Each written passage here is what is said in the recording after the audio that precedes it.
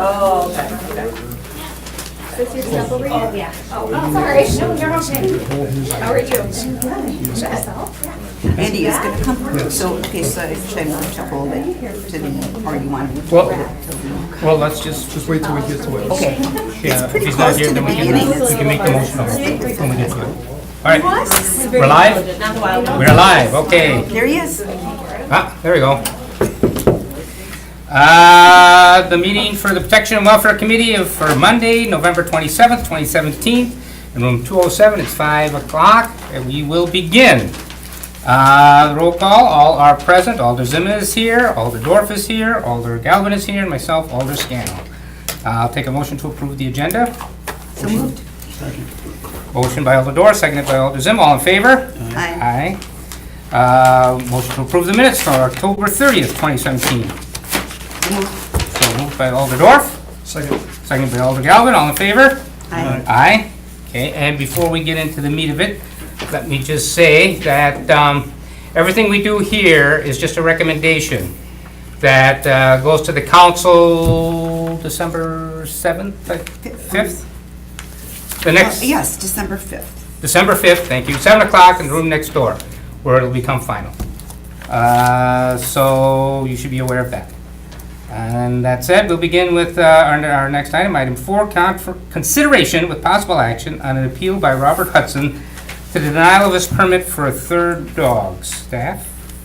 I believe Just- Officer Mavis is Yep, here, right, to so speak just- on that item. Yep. Sure. Hello. Morning, how are you? Good. Good Thanksgiving? Yes, wonderful. Hopefully I'll likewise with you guys. Okay, what do we got? So I had a permit come through. Robert Hudson, who lives at 837 15th Avenue, was requesting to acquire a third dog. He currently had a Hound Lab mix and a Shepherd Spaniel mix and was requesting to acquire a Mastiff, which can be quite large. And I had inspected the property and denied the permit. The house was about 900 square feet. The backyard had accumulation of animal feces. The concern that I have is it's 3 large dogs in a home. I also discovered that there was an in-home daycare on the property, which they were in violation of last December, and those were some concerns that I have because it could be potential health risk. Not only that, but there were also, upon my inspection, 2 cats in the home which were not vaccinated with the rabies vaccine or licensed, and none of these dogs were licensed prior to the request for the permit. Questions for Officer Mavis? Have those situations been resolved? The dogs are licensed. I have not heard back as far as the cats yet. And the daycare is still operating or shut The down? daycare is still operating. I contacted Kathy Hoover, who is in charge of the licensing with the Wisconsin Department of Children and Families. And they were fined last December. They are currently in regulation, which what they should be now. My concern is there were, I went with city inspection agent Donna Rosenthal. We went there was an issue with rats there as well. Large accumulation of animal feces that was on the backyard, which is a concern to me because that is attracting part of the rat problem that we have. The dogs that were, when I was there, the 2 dogs were currently kept in the kitchen area. They were brought outside. My concern is that the kitchen is quite small, and to acquire a third large breed Mastiff dog, those are almost an extra large breed dog. Okay, thank you. Yes? So I think this is part of it, is they're living in the city, but next summer they're gonna be moving out to the country, is that correct? So they I'm- can do that next summer then? Yes, depending on where they relocate, certain, obviously, municipalities have the same adopting ordinance. I think if they just have more space, I think that will correct a lot of these problems. It's just, they're too close, and I also received neighborhood letters in objection to it for the waste, the smell of the waste and the barking and such. Thank you. What is the current address? The current address is 837 15th Avenue, right off of West Mason. She said. Off West Mason, okay. West, up on sure, West Mason. Okay, I know the area now. Anything else? Is there anyone here to speak? Yes, there is. That's why we can open the floor if there's nothing else for Officer Mavis at this time. Sure. Okay, Thank you. motion to open the floor. You said you had one question for. Officer Mavis? Oh, okay. One more question? Sorry. I'm trying to understand something. So your objection was that you felt the house was too small for a third dog? I felt that having an in-home daycare, potentially watching other children in small proximity like that, could potentially pose health risks, safety hazards, and that kind of thing. That also coupled with the neighborhood complaints that came through, along with the rat issues and such. That's why I denied that. Well, the health issues are handled by a different licensing board, isn't it? Or, I mean, is it a license City plate? inspections, but the animal health care, that would be something that I would address. Accumulation of animal feces, the animals have to stand in that, and then it's also linked with like the housing or building inspections. Those things, that could be corrected, correct? I requested it be corrected. There was quite a bit, yes. But if neighbors are concerned that they're not cleaning up and they haven't when I did my inspection, that's a concern that I have. And it was a large amount of Did you give them a warning feces. about it? I'm sorry? Did you give them a warning about it? Yes, I told them to get it cleaned up. And they didn't clean it up? I did not go back to inspect. So you don't know if they cleaned it up or not? Correct. I told them that based on the complaints that we'd received, and when I went there to inspect, I gave them a notice. I said, you need to clean it up. The comment that I got was that he was going to run it over with a lawnmower first. And I said, no, you need to properly remove it and then cut your grass, because otherwise it becomes embedded in the grass. Is it a licensed daycare or something? Or I had went with the daycare lady who does the licensing in Wisconsin, and right now they're at their current numbers. But they have a license. It's a licensing specialist. I believe it's an in-home daycare that's not licensed. So, but it's within the law? Yes, correct. Okay, so it doesn't need licensing, Correct. because it's under a certain number of people that it, Right. There's certain children that have to be there that are family members and non-family members that would obviously require them, if they were over limit, to be licensed. but your concern should just be with them not keeping up the property. No, my concern is the number of animals living in a close proximity with, obviously, in this daycare that's occurring in the home, and potentially a child getting bit. There's unvaccinated animals in the home, which is against state law. But did I hear that they are vaccinated now, or? The cats are not. The cats were my concern when I was there. The dogs are vaccinated.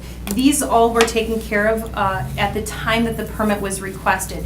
So for our permit applications, we request to list a licensed veterinarian, vet records from the past year, including current animal licenses, which is proof of the rabies vaccine, and then a statement to me why they are seeking the permit. And I was advised that Mr. Hudson and his wife were seeking the permit for their 2-year-old child who would like a puppy. Yeah, that's written here. It just said I just want to make sure that we're within our purview. In other words, that's a judgment call about whether the children should be exposed to a third dog or not. That's just a judgment call, isn't it? No, it's state law that an animal has to be immunized with a rabies Okay, vaccine. but I'm just assuming that these things would be done. I would You hope could so. require that. I can require that, but it's up to the owner to do that. And they didn't have that prior to me coming in. They didn't have it after I completed the inspection, and then I had to write them a notice to have it done. These are things that are required by law that a pet owner should be aware of, especially if they themselves, if a veterinarian advises you to have the rabies vaccine because it's required by law, and you're having your own children and other people's children in this home and they're not immunized, that's a public health hazard. And that's something that I myself enforce, as well as Brown County Health Department. So are you licensed by the health department then? No, I am licensed within the state of Wisconsin for the Rabies Control Order Program. Okay, but that's the extent of your authority on the rabies. With the rabies, yes. And enforcing the city and state ordinances, yes. Is there somebody here to talk about it? Yep. Okay. Well, can I ask the officer a few questions? No, yep, if you're still, yep. Officer Mavis, there's a 900 square foot home. How many people are currently living there? I believe it is his wife and him, and I want to say that they have 5 children. So there's 7 people living in a 900 square foot home with 2 cats, 2 dogs, and they want to put another large dog into that. Correct, How many an extra large breed dog, a Mastiff. How many children are there on a daily basis for the daycare? I want to say that they care for 1 or 2 additional children. And it looks like the date here on the application is October 4th. Yes, And when did you visit the home? I visited the home on the 24th. And at that time, they had 2 cats that were not vaccinated, Yes. 2 dogs that weren't licensed. No, the dogs were licensed. The cats were not licensed, nor were they vaccinated. Okay, and you haven't had any contact with them since the 24th? Correct, So as far as you know, they have or have not vaccinated or licensed the cats? correct, As far as you know, they have or have not cleaned up the feces issue in the yard? correct. I give them 1 month to get those issues corrected. Obviously, given the holiday. So you'll be going back. Mhm. How many of the neighbors were against them?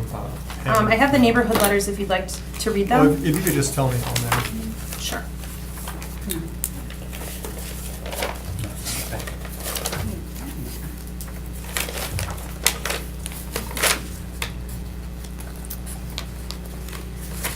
I received 3 neighborhood letters back And they were for or against? against. Okay.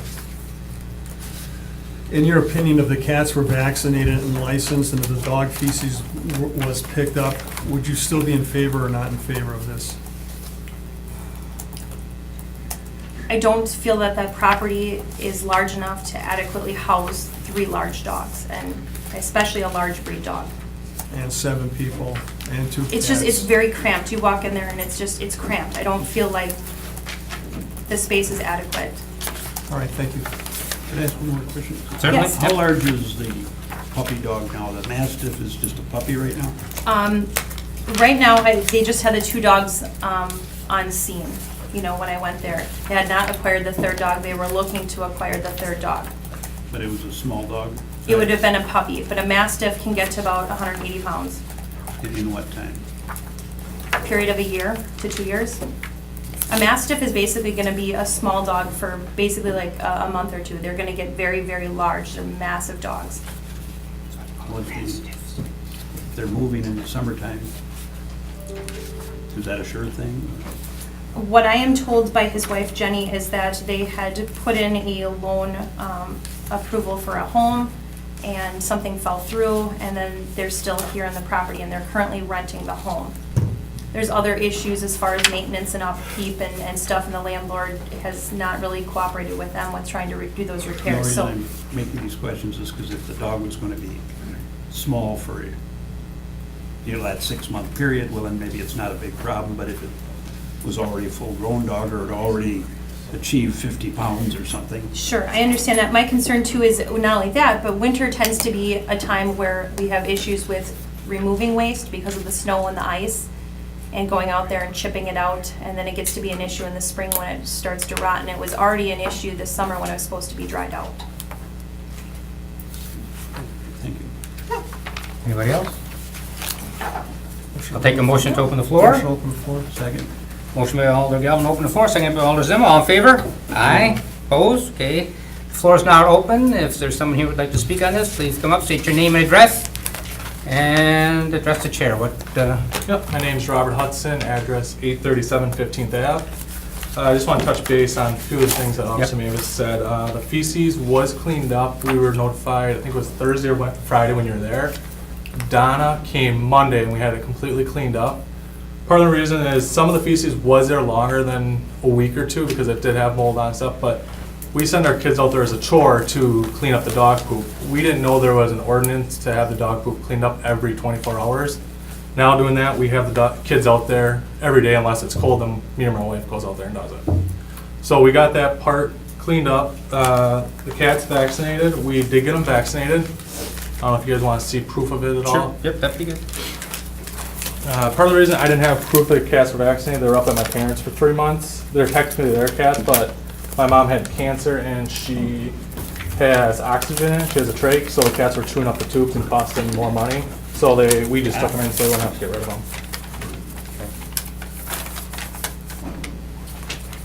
And then also, I went to register the cats down there and they gave me this saying that they won't be able to be registered until the 1st of December. And I did that at the end, probably mid to end of October, or yeah, at the end of October. You can give it back to him. Thank you. So the cats part we did take care of. I didn't realize, because I didn't know how long we keep them, that they need to be registered. So I just figured we'd register them because who knows how long they'll be at our house. The upkeep of the property, we did have holes and stuff in our siding, which she notified like with the landlord on upkeeping. He re-siding the whole thing, sealed up everything that could have caused rat problems or anything with that. Along with the dog feces, we did have a bin that was in the ground that our landlord instructed us to put all the dog poop in, which Officer Mavis told me that would not be a good idea due to the rats. So we no longer stored it in there. My landlord covered it in and filled in the hole, so there was no longer a hole there.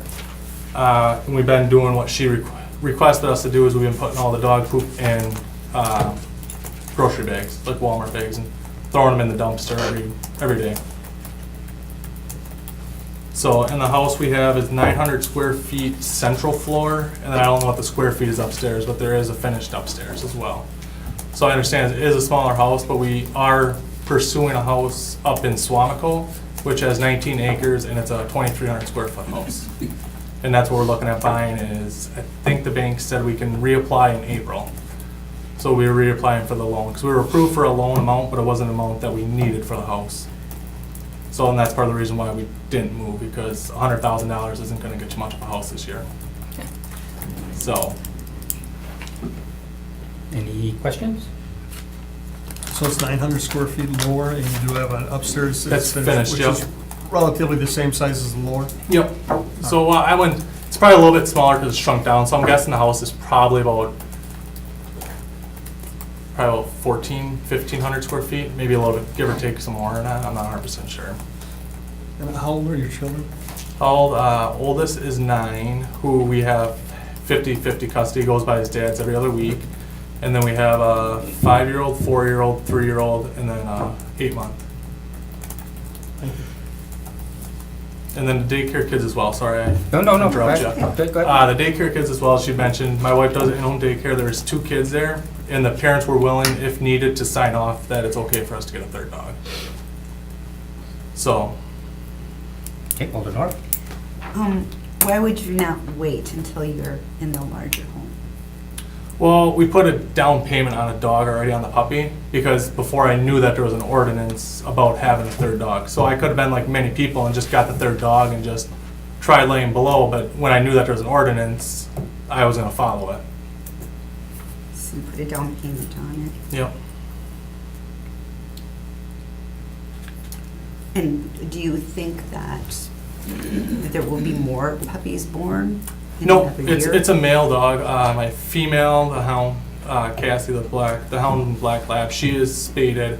Clay, who is neutered, and the puppy, when we get him, we'll schedule an appointment to get him neutered as well. But what I'm saying is, They might lose there the be down- another litter? Will you lose your down payment if you, say, waited till another litter? She's not doing any more litters. Not doing- This is the last litter. The dog that she did the litters with actually passed away a year and a half ago. So this was, she actually injected or whatever, however they do it. So it was the last of the breed that she was making. And will you get your down payment back? Probably not, because she's held on to it. We were supposed to get it at the end of October. So she held on to it an extra month. So actually, I'll have to pay $50 more, which doesn't bother me, but if we don't get approved, I still have to pay that $50 for the upkeep of the dog, plus lose the $150 of it down.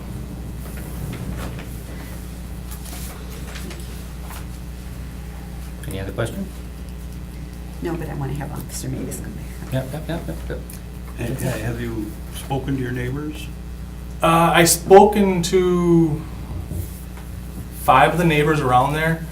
They all said they didn't have an issue with it. So I don't know who all got the paperwork. I know 3 or 4 of them didn't get paperwork at all. My next door neighbor who lives to the north of me, Tina, she says she wouldn't have a problem with it. She says we take very well care of our dogs. There's no issues with them barking. If we hear our dogs barking, they come inside. We're not gonna let them sit out there and bark. The neighbor to the south of us, he just plain out just doesn't like us at all because our kids are too loud when they play outside, I guess.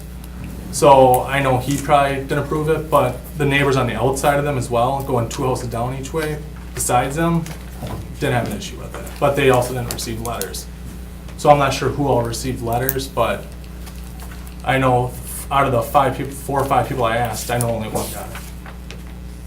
Because I asked them before I submitted for the ordinance or whatever, and all of them said they wouldn't have an issue. The only one that I knew that wouldn't have an issue is the guy to the south of me. Because he flat out told me when I asked him, he's like, I'm not gonna approve it. And what was his name? Mike, I don't know his last name, I just know it's Mike. He's supposed to reveal. Well, I think, but I wanted to see if it was one of the ones that. Okay. Anything else? I guess, what if you don't manage to get a different property? And the dog gets larger? Well, if the dog does get large and we don't get approved, which we already were pre-approved, we just gotta wait until build a history with the bank is what they told me. So once we get that going, we should be good. The house that we're looking at getting, they already pre-approved us for it, but they couldn't pre-approve it until we had a past history with the bank. Because I just opened an account with them. So if we don't get approved, my parents own a place up in Gillette, Wisconsin, that has 4 acres. So I'd send the dog up there, and my brother would actually be the one to take care of it until we do get a house. So you're willing to stipulate to that? Just get the dog and send him up there right If you're away. not Yeah, I'm by- fine if, moved say by August next, 1st or something? that- yeah, so that if you'll say send the by dog July out? next year, if we don't get a new place, then send the dog up to Gillette. I'd be fine until we get a new place.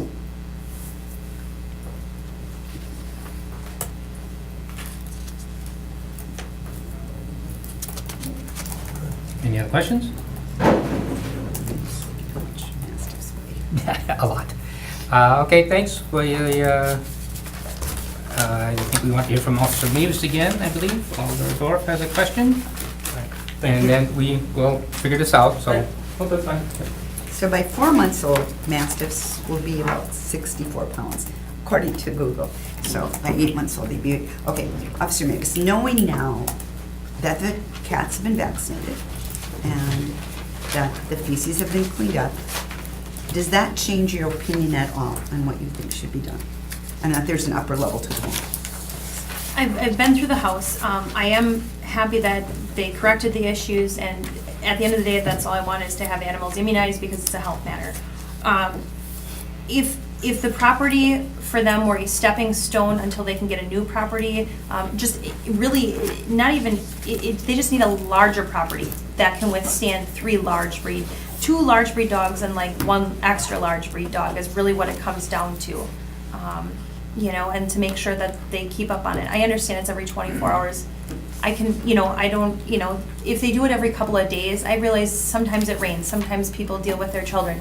I want to be reasonable with that. Go out once a week, pick up really good. I don't want to see molding poop in the yard. That's not okay. Don't run it over with the lawnmower kind of thing. I think they just need more space is what it comes down to. More space for their growing family, more space for their pets, and that thing. That's really what it comes down to. So you've, to date, your history has been very, very liberal with allowing these permits, which causes me concern that you're advising us not to allow, because you have a history of bending over backwards to allow people to have 3 dogs. This does raise concern if they don't move, because the house is very cramped. I mean, just 3 people in the kitchen, and it's very tight, and you put 2 dogs in there, now you put an extra large dog in there. And once we permit something, even if we put a caveat on it that he has to move the dog, we really can't enforce that, can we? No. No, we can't. Well, what are you saying, yes or no? You can put anything you want into a contract. How are you gonna enforce it? How are we gonna? Oh, you enforce it, you just go there on July 1st and see if they're gone or not, How do we? Are you enforce saying it? that we would amend his license to include that language? Are Let's we- ask staff. I think you can put any condition you want on something. Can we Well, you put a can. condition on that the dog be moved?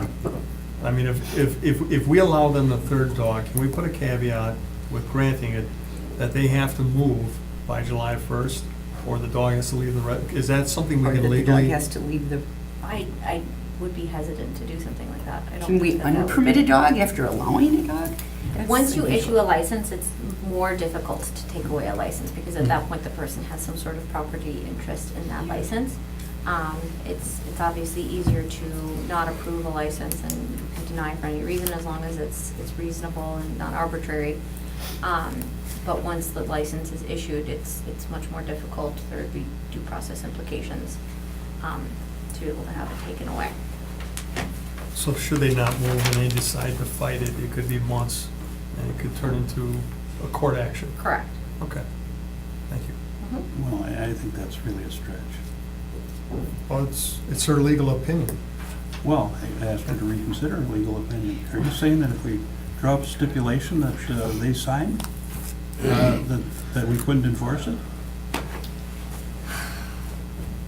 We do have stipulation agreements when it comes to alcohol licensing. Whether that same thing would apply to dog licensing, I'm not sure.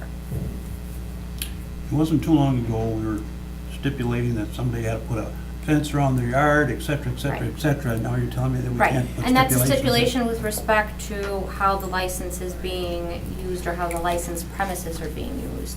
But making a stipulation forcing to somebody to move to a specific location is a little beyond what a reasonable request would be Okay, for but a not moved, but stipulation. the dog would be Reasonable, moved. That the dog would be moved, not the people Right. would be moved. You know. but they have to remove, if they haven't moved, they gotta remove the dog by July 1st or August 1st, whatever it is. I would still be hesitant to do a stipulation like that, simply just because once the property owner has that license for the dog, to then have to give up the dog simply because they haven't found a location to live in that we have, or the committee has requested them to live in. Well, the gentleman said that If I'm he would understanding that he would correctly. move it to a family member's property until they did move. That's the way I heard it. I don't know. Yeah, my lease is up at the end of June, so July 1st, I'd have to look for a new place either way.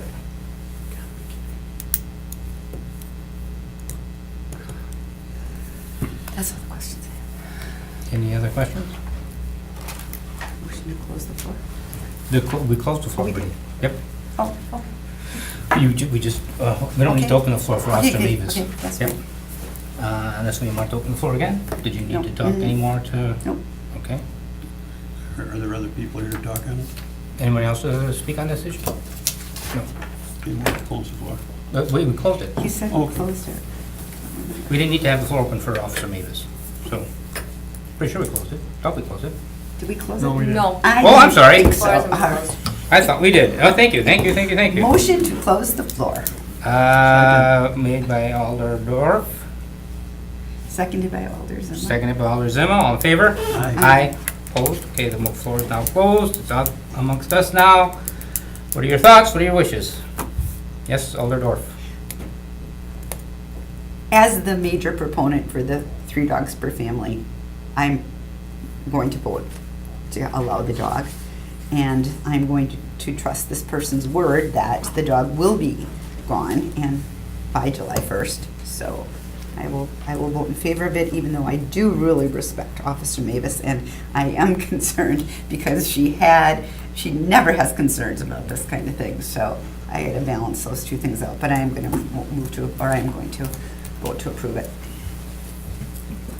Well, it seems to me we have to put that stipulation in that the dog will be, one way or another, will be removed from the property by July 1st. I would be loath to do, I mean, when we made those stipulations before, it was not a legal contract that we entered into. And it sounds like it would be problematical to do that. We simply made it a verbal contract, if you will. And I think we get into some touchy ground when I think I regretted last time when we did that. I think it was a mistake. And I think we get into touchy ground. I think there's only so much we can do, and we have to just trust our judgment in what's going to happen. I don't support entering into a legal document that could be quite entangling. I'm all for either we just say yes or no, and it flies where it flies. I'm with Alder Dorf here. I respect Officer Mavis's opinion a lot. At the same time, I think the gentleman has learned a lot and has certainly fallen into compliance as far as we can tell. He seems very responsible. So it is, again, one of those difficult situations, but I'm tending to lean toward granting the third dog as well. I'd like to hear other opinions, if there are any. I agree with you as far as it goes with, I don't like entering into these little sidebar massaging city ordinances to fit how we feel about certain situations. I think it paints us into a corner with each one of those situations. It makes it hard to enforce, creates potential legal problems for us going down the road. I believe the gentleman here seems like a decent guy, raising a family, but I am concerned about that many people, children, mixed in with a bunch of dogs, and especially a dog that's going to end up being 180 pounds. I just think sometimes the dynamics, animals are animals, they're not human beings, and something can happen at some point in time that could cause a problem. Someone could get injured, and that's my concern. Officer Mavis, again, I respect her opinion. She does a good job, and if she has reservations, so do I. And I'm not in favor at this time of granting it. I mean, I wish you luck. I hope there's something you can do, possibly have the puppy go out to your brother's now until you get the house in July. I wish you all the luck with that.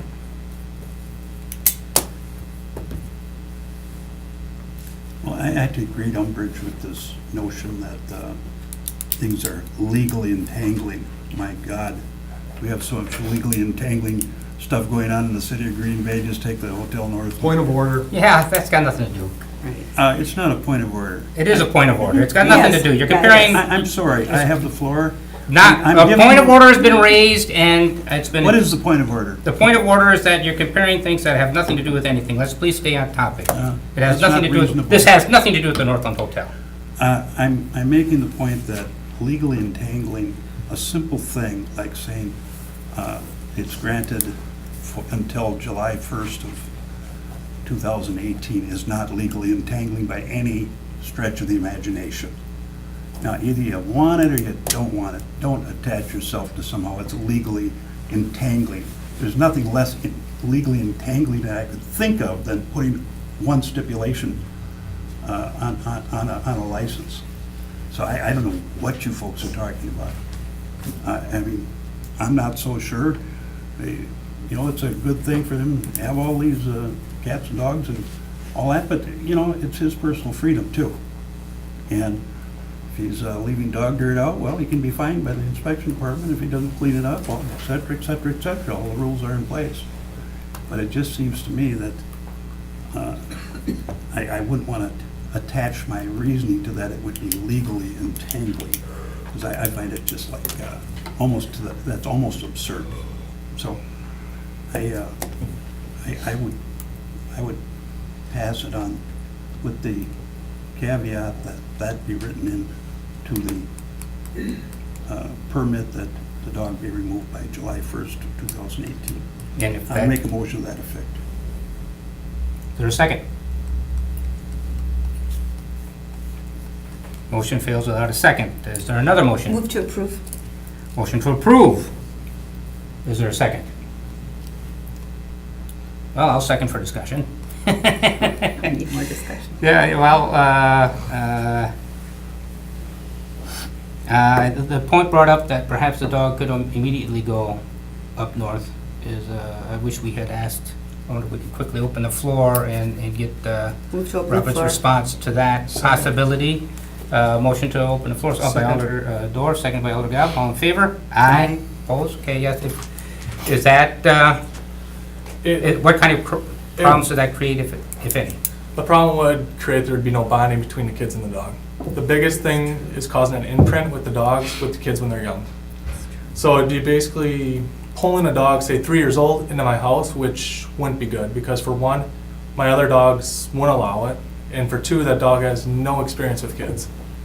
So all my dogs I have, Cassie and Clay, and then a new dog if we get it, is we raise them from when they're puppies, so they're trained to understand that the kids will always be there. So the dogs raise them as they're theirs. No one, they're protective of the kids, but they won't harm anyone. They'll bark, their bark's louder than their actions pretty much. So they'll protect the kids, but they will not harm them. Because I learned, my uncle raised dogs for a living, and his biggest thing he taught me is if you ever get a dog, get it when it's a puppy so it grows up together. And that's why I would have no problem with July, because that would put the dog was born mid-September, I think.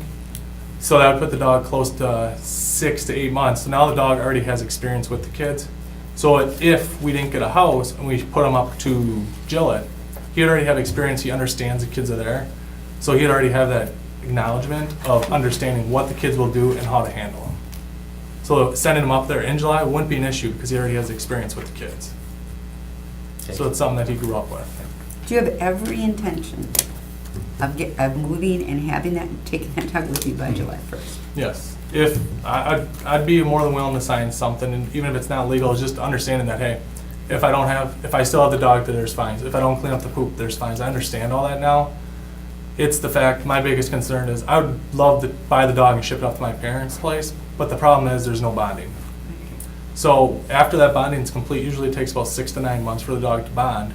After that's done, I have no problem if we don't get approved for a house. But like I said, we'll be applying in April, May. So in worst case scenario, our lease is up at the end of June. So we would look for a larger place anyways to rent if that's what it comes to.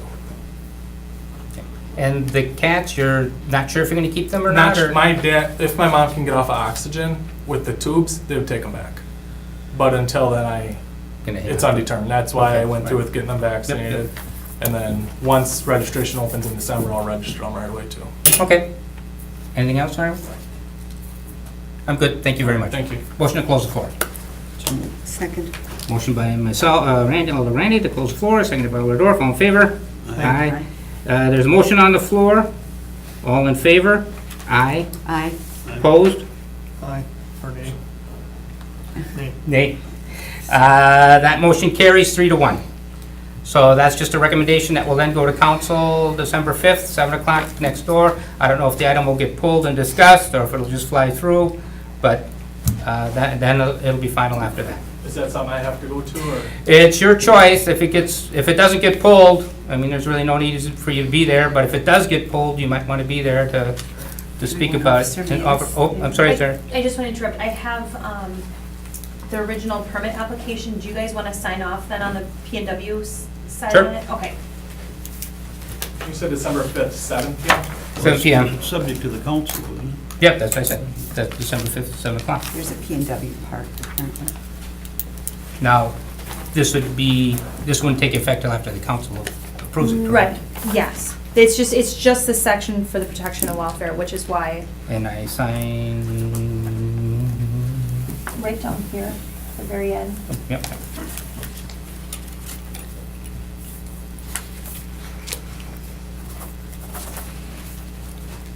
I'll let you, today's the, The 27th today, 11/27/17.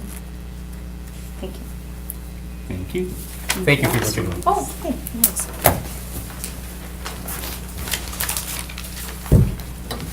All right, we are on to item number 5. Discussion with possible action on a request by Alder Nicholson to review the implementation of a fee for dog permits as previously discussed at the October 30th Protection Welfare meeting. Alder Nicholson is here. You're up. Okay, did this go to the staff with a recommendation? To staff. Because I thought it was referred to Yes, so it staff. was referred to Officer Mavis was to review essentially her time, how much time is spent, actual Okay. time to be able to better calculate cost for the Okay. permits, so. I guess I was just looking for Is there a report? direction to bring in some extra revenue. Mhm. That's my purpose. So I sent it to Protection Welfare to see You agree with it? If you do, price tag with it. Okay, Officer Mapes, did, I sent my whole report to Jamie Pugh. Who's that?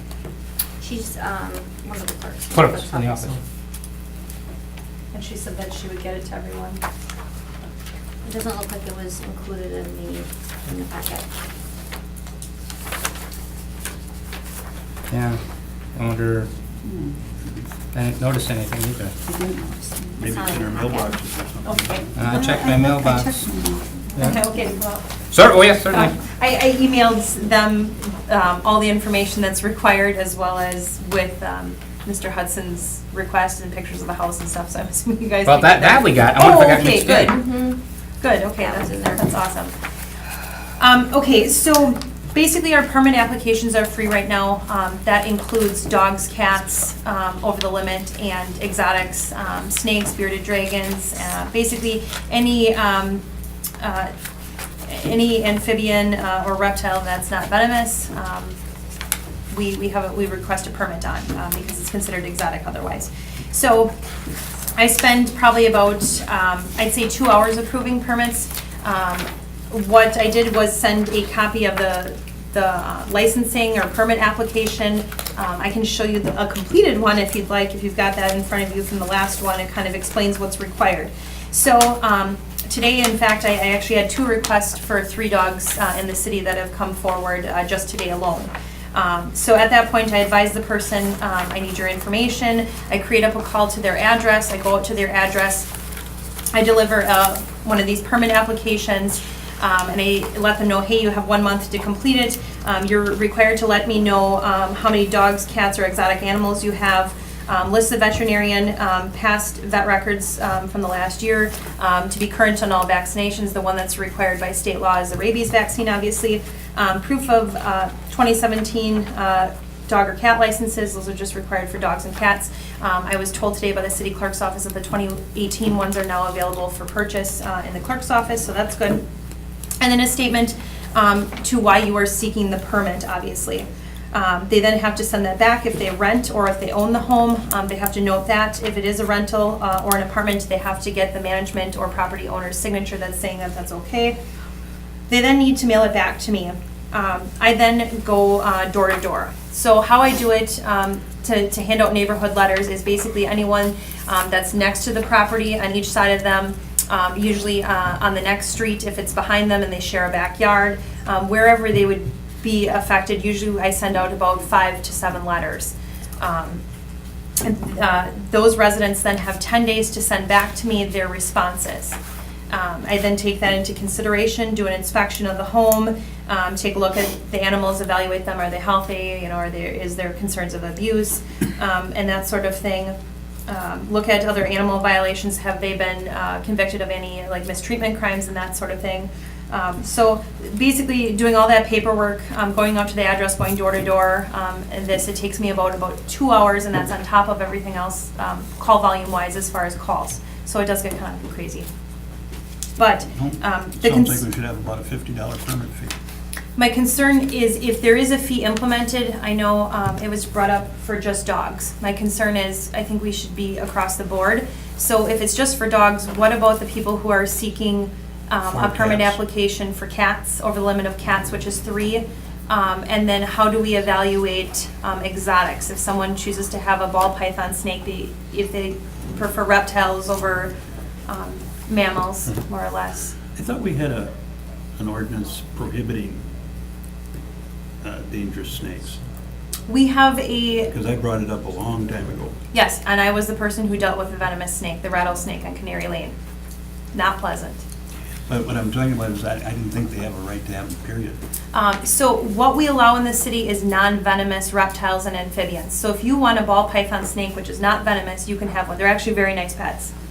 They don't bite, they ball up, which is why they have the name ball python.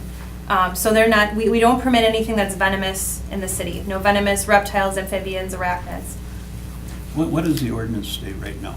And we have a dangerous pet ordinance. I can't remember what the name of it is. It's basically keeping an exotic pet. So if someone had a capuchin monkey, that would not be permitted. The domesticated wild animals that people can obtain online, that's not permitted. So if you want to have a non-venomous snake in the city, we come out and we inspect, but you have to have a permit in order to have that.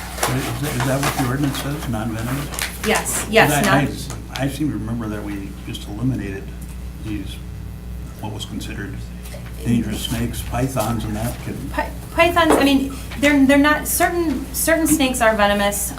Certain snakes, you can go to Petco. snakes kill in other ways than venom. I understand strangulation and such. The issue is that we have Petco and PetSmart and these pet stores, and they sell bearded dragons, which are lizards. They're very cool. I've had red-eyed tree frogs. They're not venomous. They're very cool. But you have to have a permit to get them, and you know, they're not. You can go get them in a pet store, and we have advised the pet store that they require a permit. I which guess what you're means- saying is there's less time involved in that. 'Cause you I don't get a lot of requests for them, and I think, to be honest, a lot of people probably have them in their home, and I don't know about it, is Well, what I'm it's saying coming is down that to. normally we want to have fees that are somewhat associated with the actual costs. And of course, checking out dogs is different than Dogs are checking my out number cats one, or- dogs are my number one request, yes. Well, it seems to me that maybe it should be $50 for dogs, and $25 for cats, and $10 for all others, something like that. I would be fine with that. So But I you- don't, I think this is broke down by a time allotment, is what my understanding is. Right, so is it 2 hours for any permit? Basically, you have to check with the Just neighbors, send dogs, out the she letters, said. go door to door. No, I do inspect reptiles too, to make sure they have the proper heating lamps, So and I do that's what I'm notify asking. neighbors. Do you spend about 2 hours for every permit application regardless of the Roughly, type of yes. animal? Yes. And is there anyone else that's involved in this process? Any other police department employees, secretaries, anything else like that? I'm trying to think. I don't believe so. Sometimes city inspections, if they go out to inspect with me. But that's usually if you have a complaint. Correct. Does the secretaries type it up or anything? No, I do all my own work. Okay, thank you. Any other questions for Officer Mavis? Okay, thanks.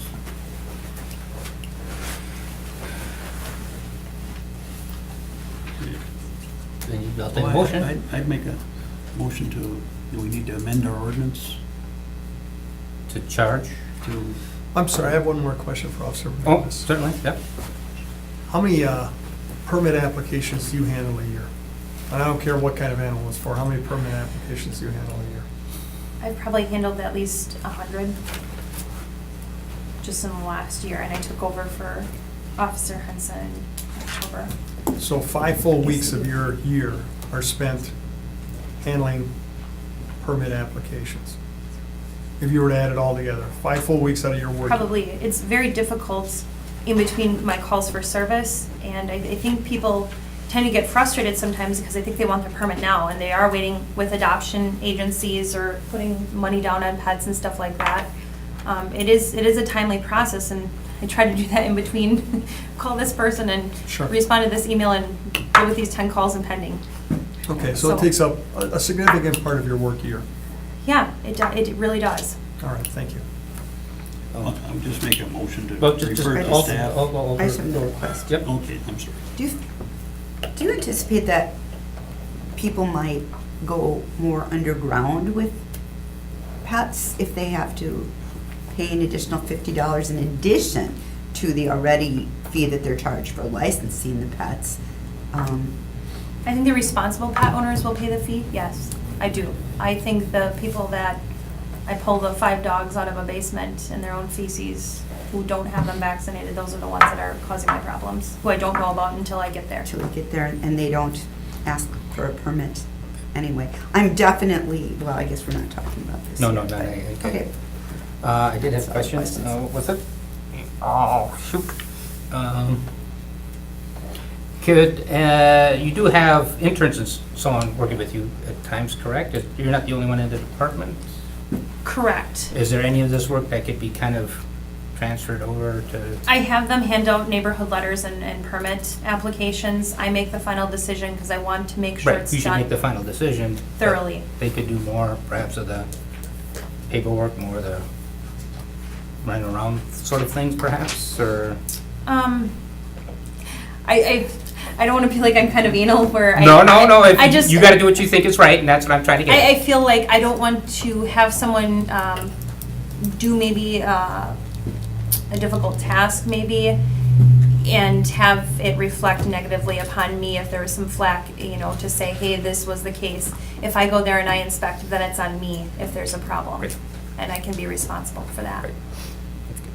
I do have one Good. question. Are you aware of any other municipalities nearby that require a fee for I've permits? never heard of that.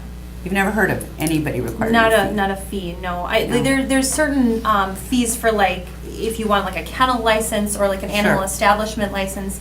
I have people in the city who choose to maybe breed dogs or cats. They're required to go down to the city clerk's office, fill out an animal establishment license. Petco, PetSmart does that, grooming centers, they pay a fee. I then go out and inspect and then approve that, and that would be for multiple animals on the property as well. So maybe that would be a consideration to fall under that if they have multiple animals, I'm not sure. So this would be, in your experience, pretty out of the ordinary for a municipality to put in an additional fee. I think for an additional dog, yes, and I feel like if we're gonna do it, it needs to be across the board for other things such as cats and reptiles and amphibians as well. That's just how I feel. Okay, thank you. Was there a motion, Alder Zima? Well, I was gonna make a motion to refer this to staff to amend the current ordinance to include a $50 permit for people who want to keep 3 dogs or more, $25 for people who want 4 cats or more, and $10 for all other animals that exceed the Exotic pets? exceed the limits set by the city. And I based that on, based on what Officer Mavis said is roughly her time involved in each of those. Okay. Officer Mavis, you did that? I just have one quick question. Okay, yep.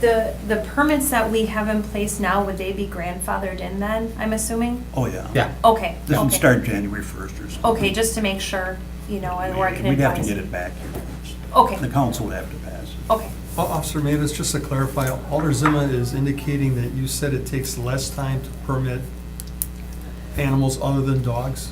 I thought you said it was about 2 hours. It's per- about 2 hours, give or take, because I So- go to people's residence and, like, if, let's say they have Across. reptiles. Right, so if we're gonna charge, we should charge $50 if that's what your time is worth for every permit. Doesn't matter if it's a snake, a bird, a cat, a fish, or a dog. It's all, you spend about the same amount of time. I do. All right, thank you. Okay, well, I have to apologize, and I had heard different. I thought you said it was less time to deal with cats. and- No, it's, I go and- there and I and go to the house and I inspect and I hand out neighborhood letters and the same thing. Reptiles, they're a little easier because they usually are in a tank or an enclosure, a wire enclosure, and, you know, a little bit easier to inspect. When I go to those addresses, I make sure they have the proper heat sources and lamps and, you know, that they're getting the proper care. Because there's extra care that's required with special reptiles and amphibians. Okay, so they all take about 2 hours? Yes. No matter what? Yes. Start to finish with my Okay, permits. I stand corrected then. I'll just Okay. amend my motion or restate my motion to, I'm sorry if you misheard. me. No, that's- no, Okay. I sort of, I thought you said that it was a little less time with cats, because, you know, cats are all inside, and usually their neighbors, do you have to go to the neighbors about cats? Yes, oh yeah, No, I go to that's- everyone. Oh, because some people let them loose, huh? Is that it? Well, or they're outside and, you know, that kind of thing. Okay, all right. So you want to, Yes, why don't sir. you just restate your motion? Your motion would be, To refer to the staff to amend the ordinance requiring a $50 fee for any permit that is required beyond what is allowed within the law now. second? Well, second. So motion by Alder Zima, seconded by myself. Any further discussion?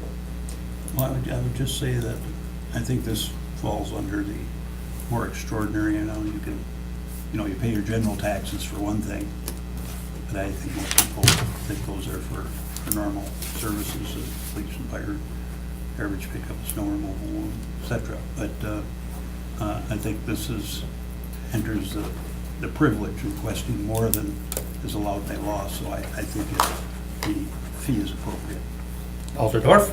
So now, my opinion would be that now we're adding insult to injury because I was a proponent of allowing people to have 3 pets, 3 dogs, pet parity because they can have more than 2 cats. A lot of the people that are, from what I understood from the last time we talked about this, people that want to take in another animal from a failed fostering from the Humane Society because they've grown attached to that animal, because they want to care for the animal from the Humane Society. Now, let's charge them an additional fee of $50 more because they want to do this service to the animals. So I am very, very opposed to this, and I do hope that many people will show up at City Council on December 5th and to talk about this item. Thank you. I understand where Alder Dorf is coming from, and it is something that's been going on for some time. My concern is that an officer and/or intern's time is being used. I mean, we pay taxes, but this is for people that want 4 cats, 3 dogs, I don't know how many birds, exotic animals. And this takes from their time of enforcing other ordinances, answering calls for service and things like that. Are we willing to suck up the cost of that and just pass it on to all the taxpayers? Or people own pets and they understand there's some costs involved with owning that. You have to feed them, there's vet bills. I mean, there's all sorts of things. And you look at what people spend on pets. I just don't know if a $50 fee is over the top necessarily. I don't know if it covers their wages, does it? Well, it probably doesn't if you're looking at wages and benefits, and we'd have to talk to finance to see exactly what it would cost, but I guess, anyway, Well, salary and fringe is gonna be at least You know, I'm- $25 and over. Okay, but I hope people don't go underground because there is a fee. And I understand people taking in dogs that, parents, well, like this gentleman here, his mother's sick, and so he takes in the 2 cats. And there's a lot of situations like that. I'm not sure exactly what the right answer is here, but I do have a concern that the officer's time is being taken up trying to get these permit requests taken care of, and I'm not sure what the fair balance is.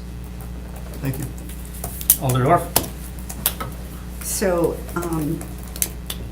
I don't think that we put extra fees on people that are in car accidents, but there is some investigating that goes on with car accidents. I mean, I think that our police officers do a service, just as our fire department does a service. I understand there's ambulance fees, I get that, but I don't think that this is something that is so extraordinary. We're talking $100 a year, $5,000. Wow, what would that add to the mill rate? I don't think we can even come up with, I don't think it would add even a penny to the mill rate, that amount of money, or take away a penny to the mill rate. I think that this is not something that we want to charge people for, especially because so many people that are taking in these pets are doing it to help a family member, or because someone has passed away, or to rescue an animal from the Humane Society. So I don't feel we should put a penalty on this, and I think it's part of the service that our police department provides for us. Thank you. Okay. I just have a question for legal. If someone didn't want to pay, felt they couldn't pay, or it was a hardship to pay the fee, could they then appeal that to this body? I don't see why that would be precluded. Okay. Can I interrupt? Yep, certainly. Like a suggestion, like I have one girl, she sent me a permit application, she lives in Minnesota, I believe. She's a UWGB student, and she She has a bearded dragon as her therapy pet because she suffers from anxiety. Now, in that case, you know, money might be an issue for her because she's a student, and obviously, you know, she holds this thing, it gives her comfort, it calms her down. I don't know if it would be easier to have these permit applications available through the city clerk's office, so someone who comes in can obtain it there, like they would a chicken license, an animal establishment license, a bee permit, or even, you know, a dog or cat license, and then that paperwork is taken care of, and then I can just inspect. And if there's a violation, then I can address that. Because right now, I feel like I'm doing the permit application, and that's, I feel like I'm doing a lot of paper pushing, and I don't really know if there's a better way to, I guess, devote my time to doing other things, like maybe just the inspections. And I'm not sure. I don't know if that would correct some of the problems or not. It's just an idea. I thought that they did pick that up at the clerk's office, that you They handled. contact I me. thought you just filled up, but. oh, They okay. contact me. I then Oh, go okay. to their address and meet with them and go over how to complete it. But I would want some input from the clerk's office before we went that Not way. like I want to but- pile right, on the but that- workload to that- everyone, but that's right, where they go that's- for certain permits now already. Right, that's certainly, I think, a good idea, something to look into, I think. Well, that's not on the agenda today. Nope, so we Sorry. can't. The motion was, was there a motion? Well, the motion was To to, refer to staff to Mr. amend the current ordinance to include a permit fee of $50 for the permit application for exotic animals, or more than 2 dogs or more than 3 cats. Well, I think I said anything that goes beyond what the legal limits are. for what, you know, yeah. Okay.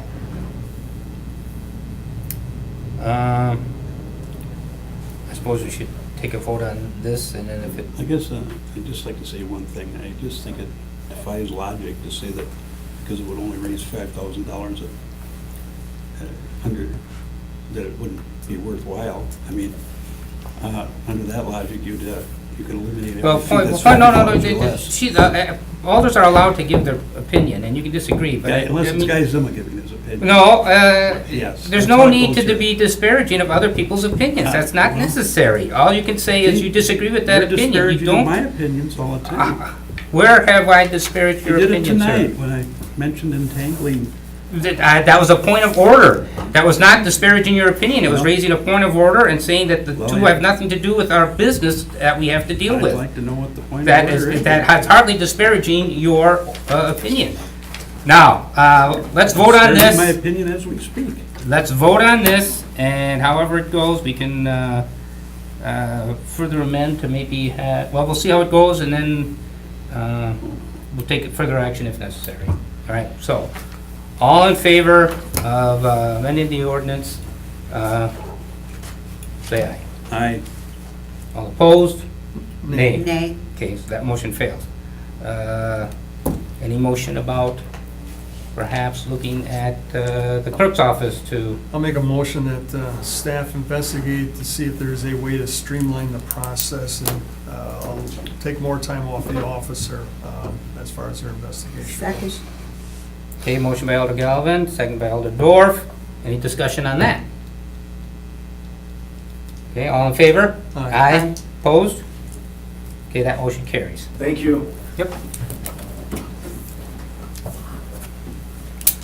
Item number 6, consideration of possible action on an application for a Class B beer license by Ruben Rodriguez at 1638 University Avenue. Staff. Law department has no. Thank you, Officer Mavis. Have a good night. Law department has no objections. Police Department concurs. Concurs. Hey, hey. Make a motion to approve. Motion to approve by Alder Galvin, Second. second by Alder Dorf. Any discussion? Just, what type of establishment is this? This would be a new establishment. I believe it I is mean, is this a bakery or is it a convenience It's a station? restaurant. It's a And it's restaurant. beer only. Okay, all right, thank you. All in favor? Aye. Opposed? Okay, that passes. Item number 7, for discussion of possible action to authorize and approve the intergovernmental agreement between the City of Green Bay and the Town of Scott regarding the property expansion to Holy Cross Church. Staff. I believe we have someone from planning to kind of give a little bit more information regarding this contract.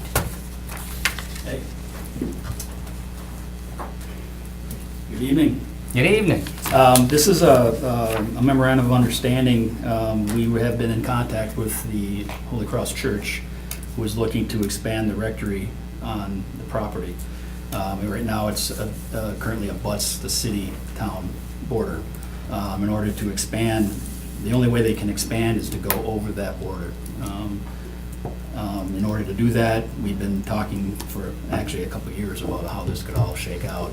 The easiest way to do it is a memorandum of understanding, basically saying that the town and the city agree that this is going to happen, that the rectory can expand. They can do what they have to do in order to make it safe for the father that's living there, and it's pretty much a basic MOU that we would follow and allow that to occur. Make a motion to approve. Motion No, approved. that's okay. Motion to approve by Alder Zima, second by Alder Galvin. Thank you. Thanks. All in favor? Aye. Opposed? No. Welcome to Green Bay, Holy Trinity. Holy Cross. Holy Cross. Holy Cross. I'm gonna cross myself.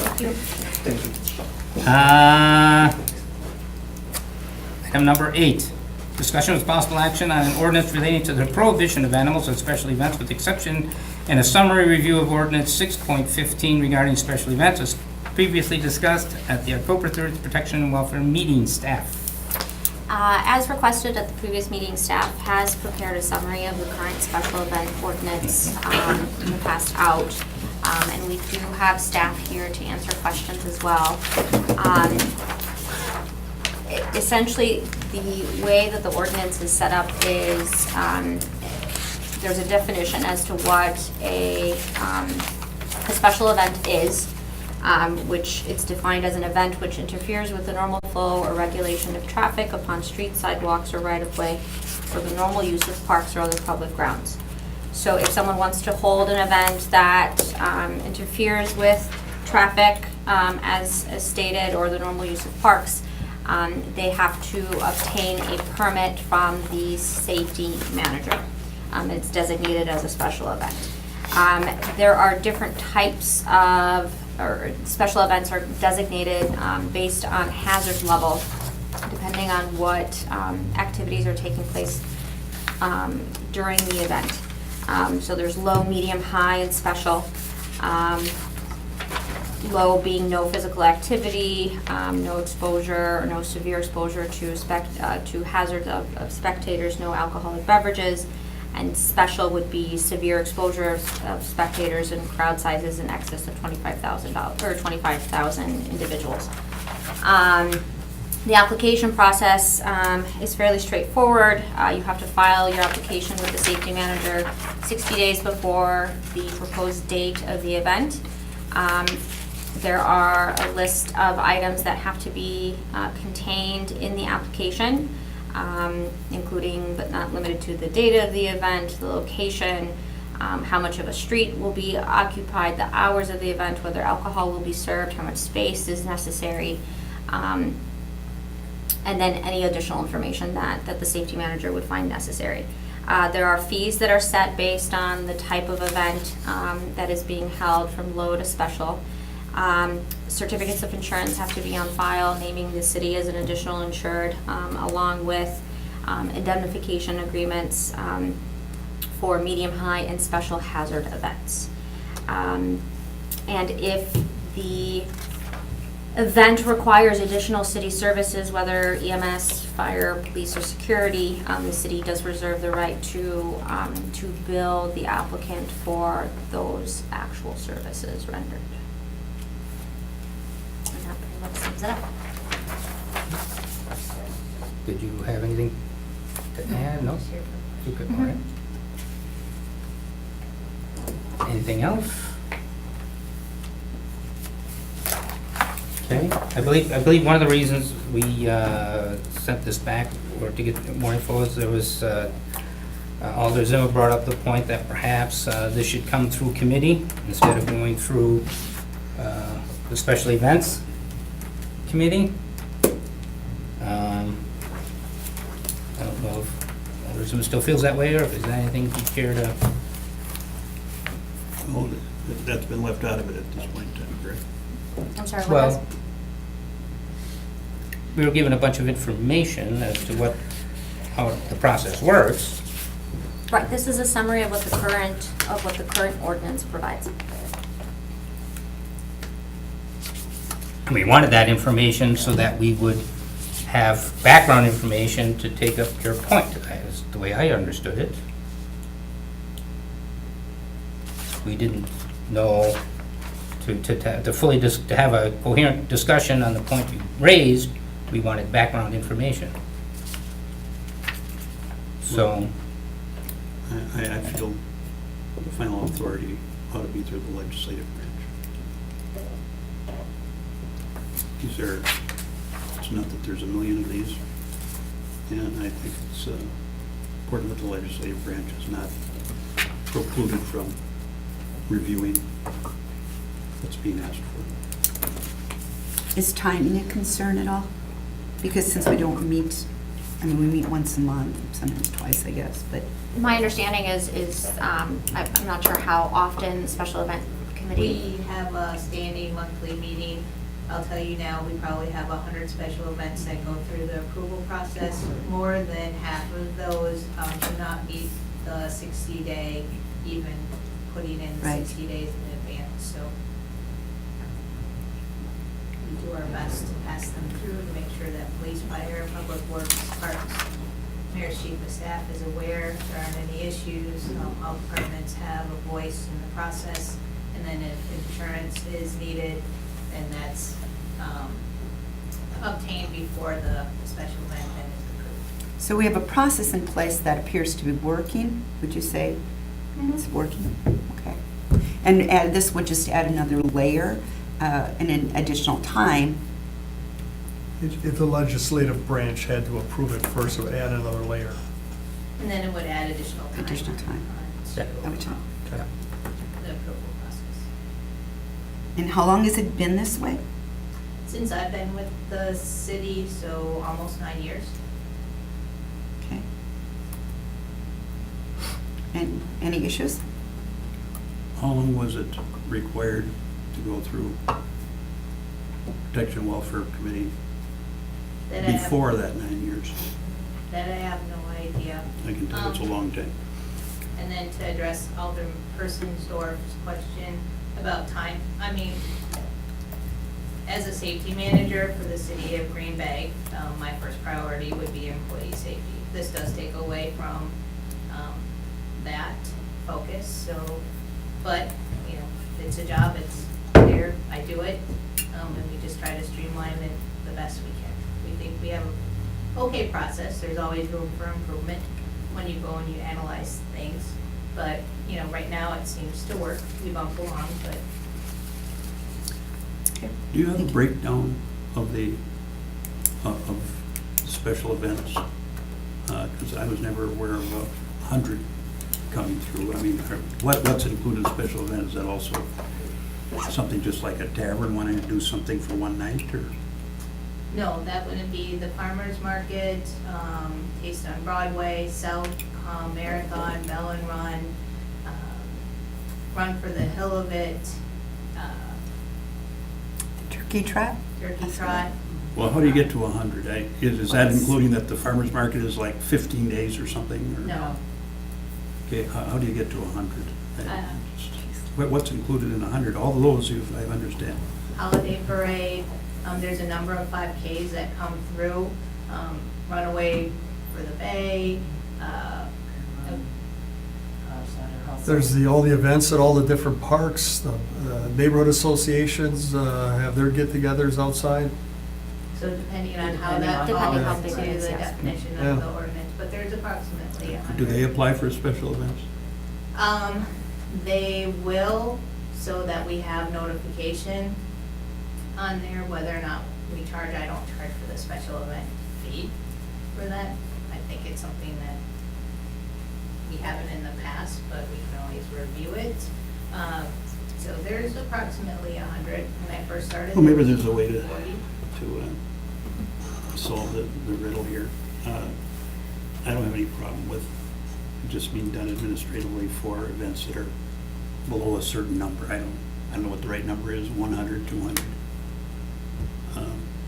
And then things over that have to pass through the legislative branch. How do you foresee it going through legislative?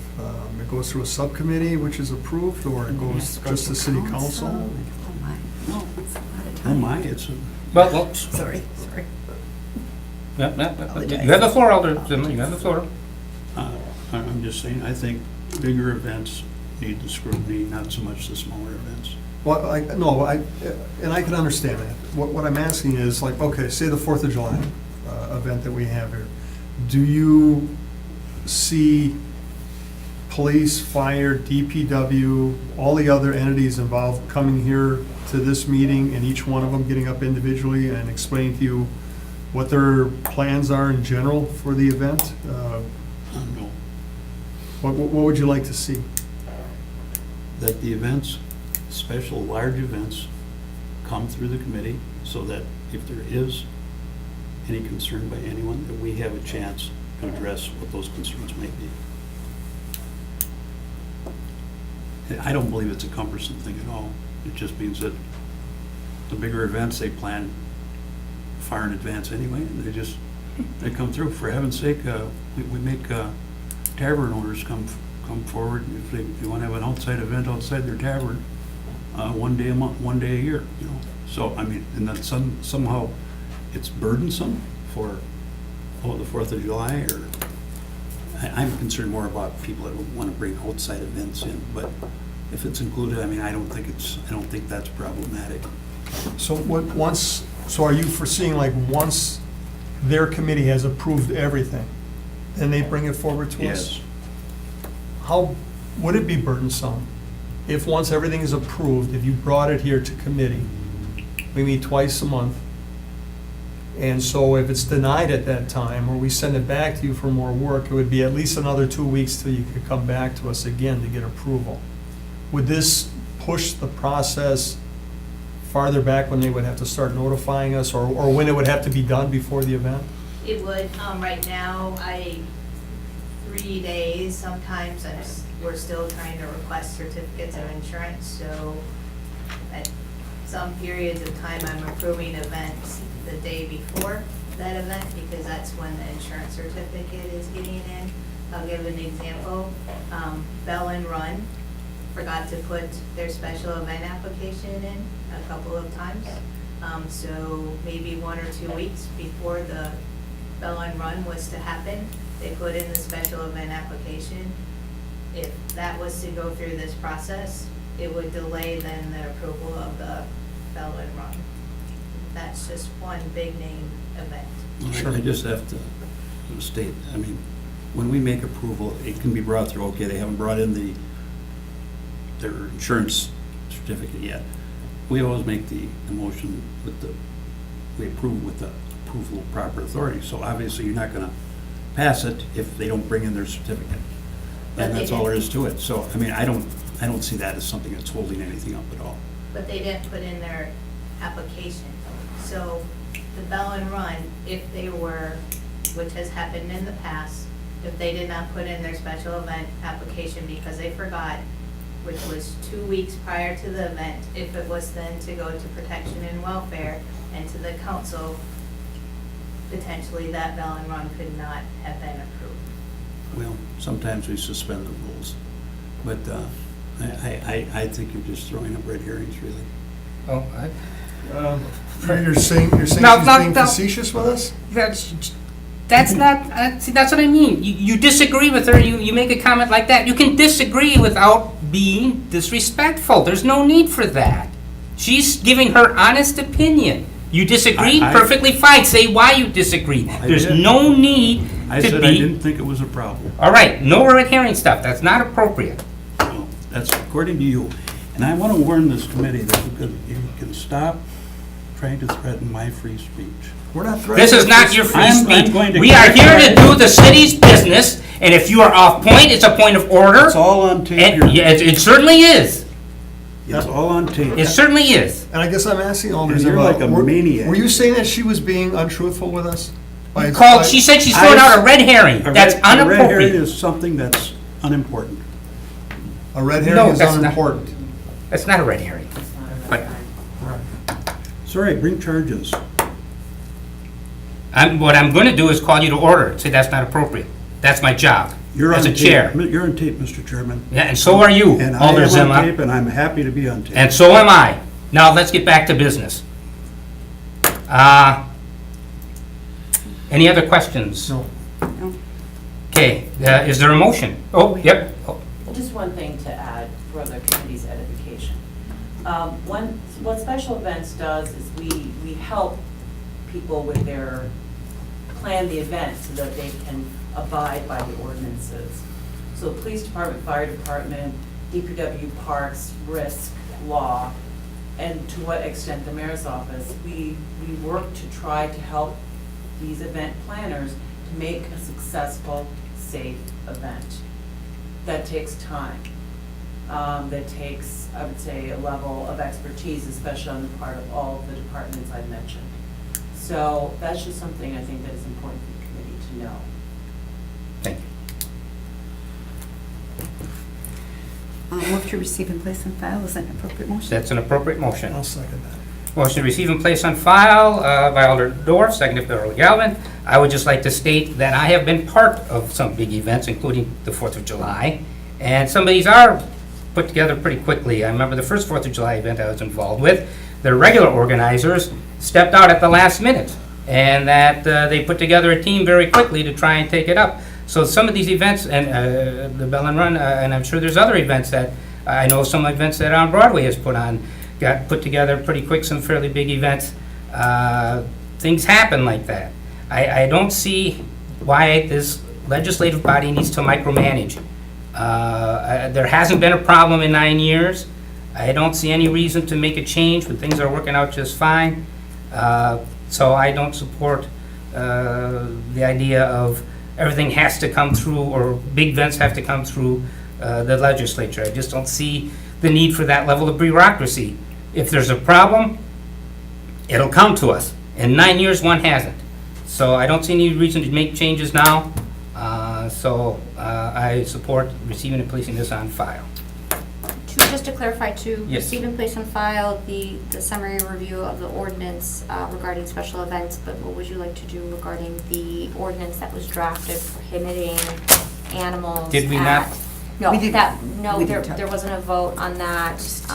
It was delayed or deferred in order for the summary review to be presented before any action was taken on the ordinance. So I'd make a motion that staff pursue changing the ordinance to include whether animals can or cannot be included in special events. Do you rescind your motion? To receive approve and the file. ordinance, I a just- copy of the draft ordinance is Can in your I packet. say that it's the summary review to receive and place on file? I mean, we have two things in one item. So we want Right. to separate. To separate the items, So right? I'm separating my. So make a motion to my- separate To and, separate discussion with possible action on the ordinance relating to the prohibition of animals at special events with exceptions, separate from a summary review of the ordinance 6.15 regarding special events. and that was, well, that wasn't particularly, so another second for that? Second. Okay, a motion made by Alder Dorf, second by Alder Galvin, all in favor? Aye. Opposed? Okay, now, I would like to move to receive and place on file the summary review of the ordinance 6.15 regarding special events as previously discussed, the October 30th PW meeting. Second. okay, a motion by Alder Dorf, second by Alder Galvin, all in favor? Aye. Opposed? Okay, that motion carries. And now do we have to do the other one? Motion? The ordinance? Mhm. Right. Okay, now we have Right, to. and it should be in your packet, the draft ordinance that was Right. presented at the So, prior. Alder which- Galvin made that motion. And I'll Would second you- that motion. Right, I'll make a motion that staff include wording in our ordinance to allow people to petition to have animals at these special events. Second. If that makes any sense. That they have to apply. That basically, that's, it might be clearer to, would you like to approve the ordinance as it's Yes. drafted, or Yes. do you want us to Yes, a come motion to back? approve I'm this. sorry. To motion to approve the draft ordinance, and then it would go to council and go through the Right. readings. Yes, That's okay. Second. Motion to approve draft, Elder Galvin, second by Elder Dorf. All in favor? Aye. Opposed? That motion carries. When that goes to council now, will that item then be split up? I believe so, yes, as it's reported out to Okay. council, Council, and okay, then good. council. That'll make will things much address it easier when we get to separately. council then, good. Mhm. All right, item number 9, discussion with possible action on a request by the Protection and Welfare Committee to have the inspections department develop a proactive inspection approach and plans to address the rat problem as previously discussed at the October 30th Protection and Welfare meeting. Staff? Yep, we have somebody from inspections to speak on that item.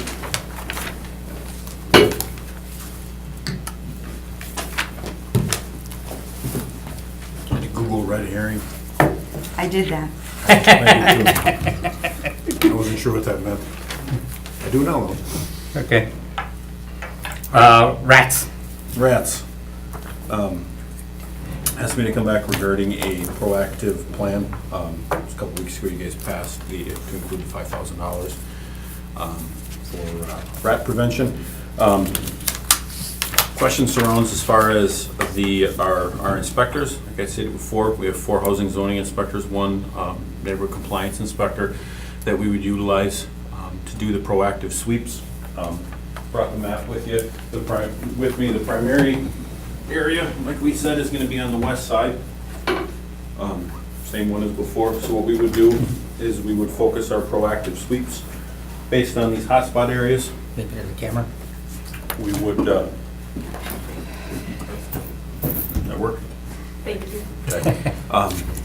We focus our proactive suites in the hotspot areas, utilizing all the inspectors in those designated areas, probably break those blocks up, and then we would check the blocks.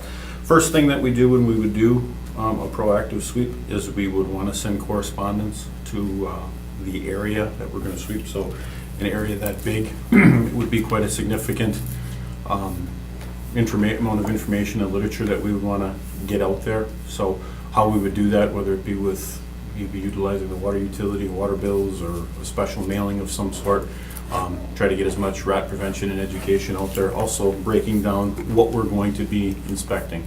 Our focus would be on exterior items, kind of tier those items, because when we go through and we're doing an exterior inspection, we would be checking for ordinance violations.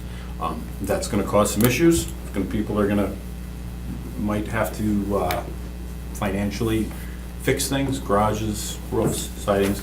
Our main priority, main focus would be on rat, anything related to the harborage and the rats first.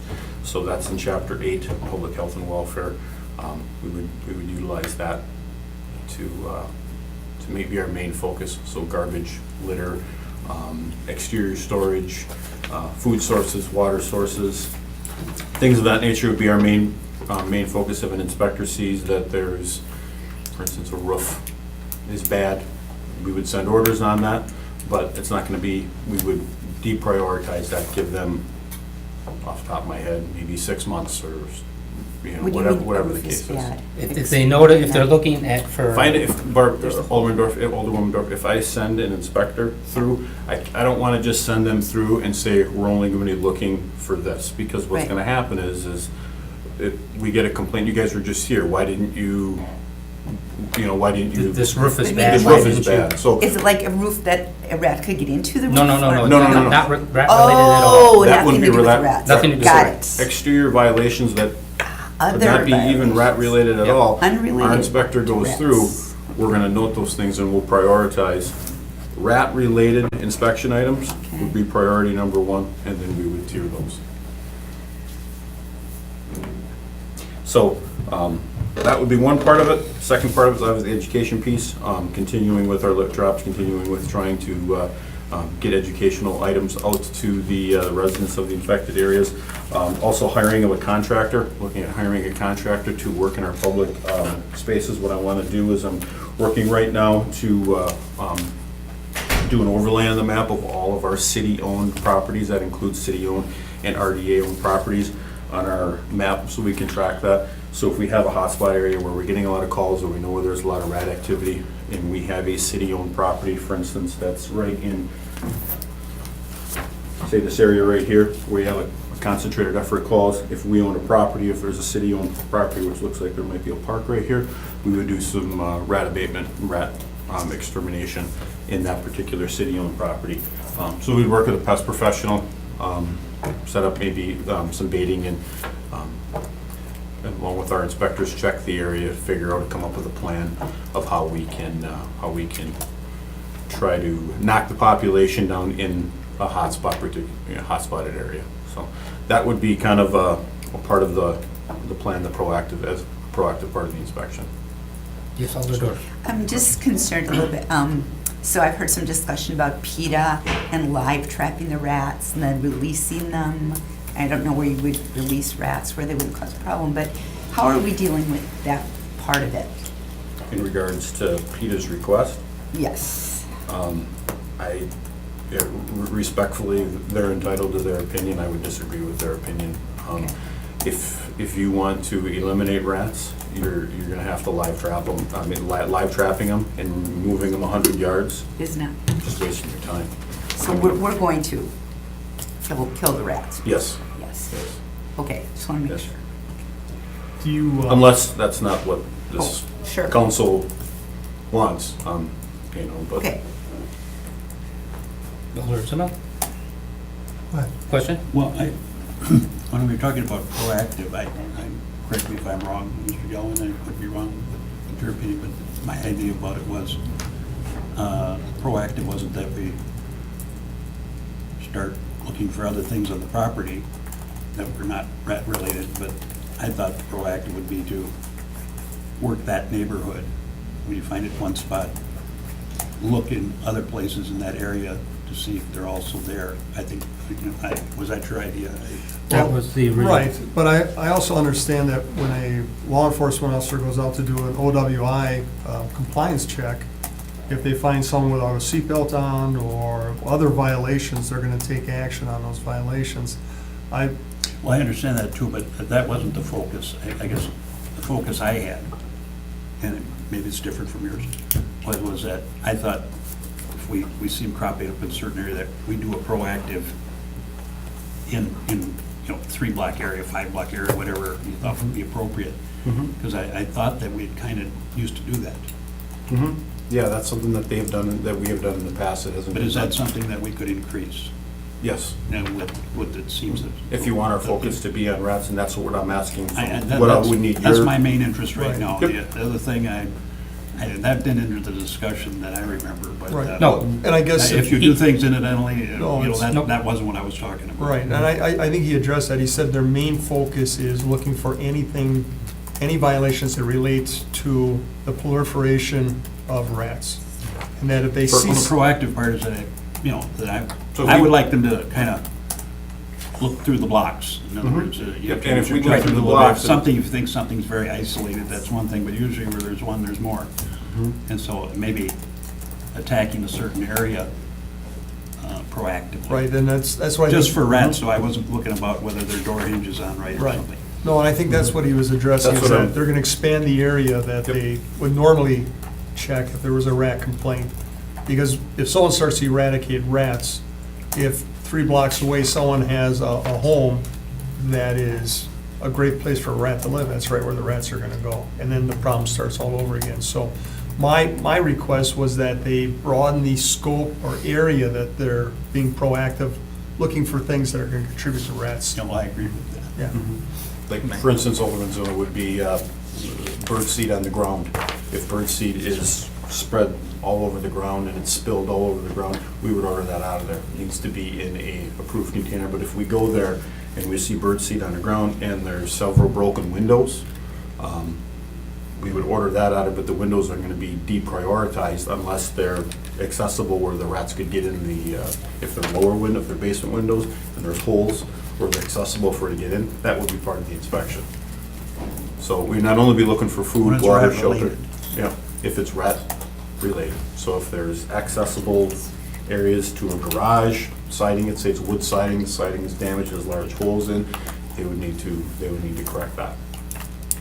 If it's a roof, that the shingles are extremely rotted and it could be leaking and nobody has reported that, we would note that on there, it's something that needs to be fixed, it would be a safety issue, so our inspectors aren't just gonna go out there and if they see a health, excuse me, a health and Rats live safety up high? issue. I don't know. What? It would not be rat related. No, that wouldn't be rat related, but if they see I'm giving you an example, if they see a health and safety issue, something that would be a violation, we're not just gonna turn a blind eye to that if we're doing a proactive sweep, if we're going to inspect a property. My proactivity was regarding anything rat related is what I was. And that would be our focus, but if that's something that is, we're gonna need specific direction, then if that's not something that, if it's only specifically for rats, well then, we would want to get some specifics from you, is exactly what you're wanting us to look for. Because the issue's gonna come up then is when we've inspected a property and then we get another call, why didn't you address this? You were just there, you just had an inspector there and you didn't address this 3 weeks ago. Well, we were told not to.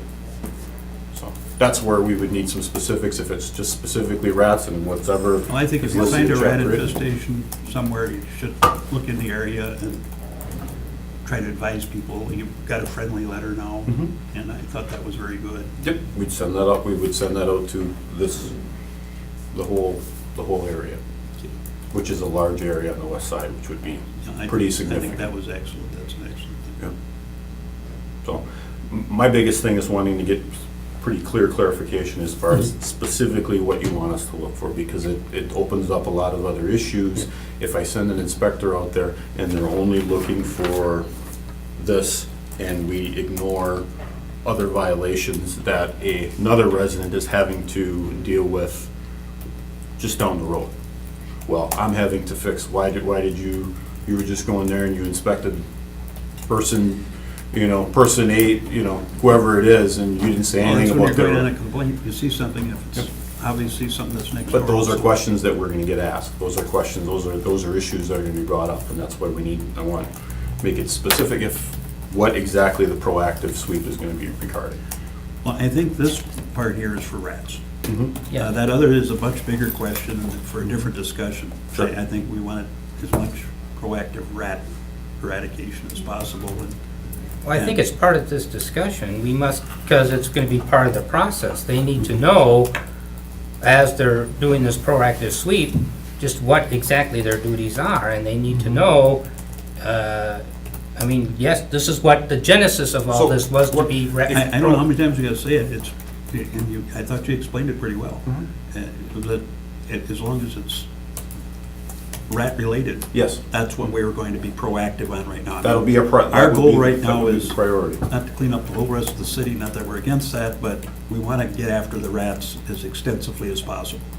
Right, if I may, but when they are doing that, they may notice, if someone made a rat complaint today, and and inspections went out, and they noticed other violations, what would happen? We're gonna include that in our orders. So, should it not be the same thing for a proactive rat policy, but the priority is to deal with the rat problem, but it's not, the other problems are not ignored.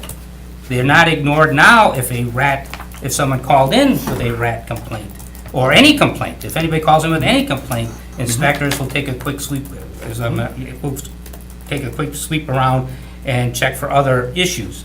So if we're doing this proactive policy with rats, I think the question staff would like to have answered is, normal procedures are, you'd also do a quick sweep of everything else. That's not gonna be the priority.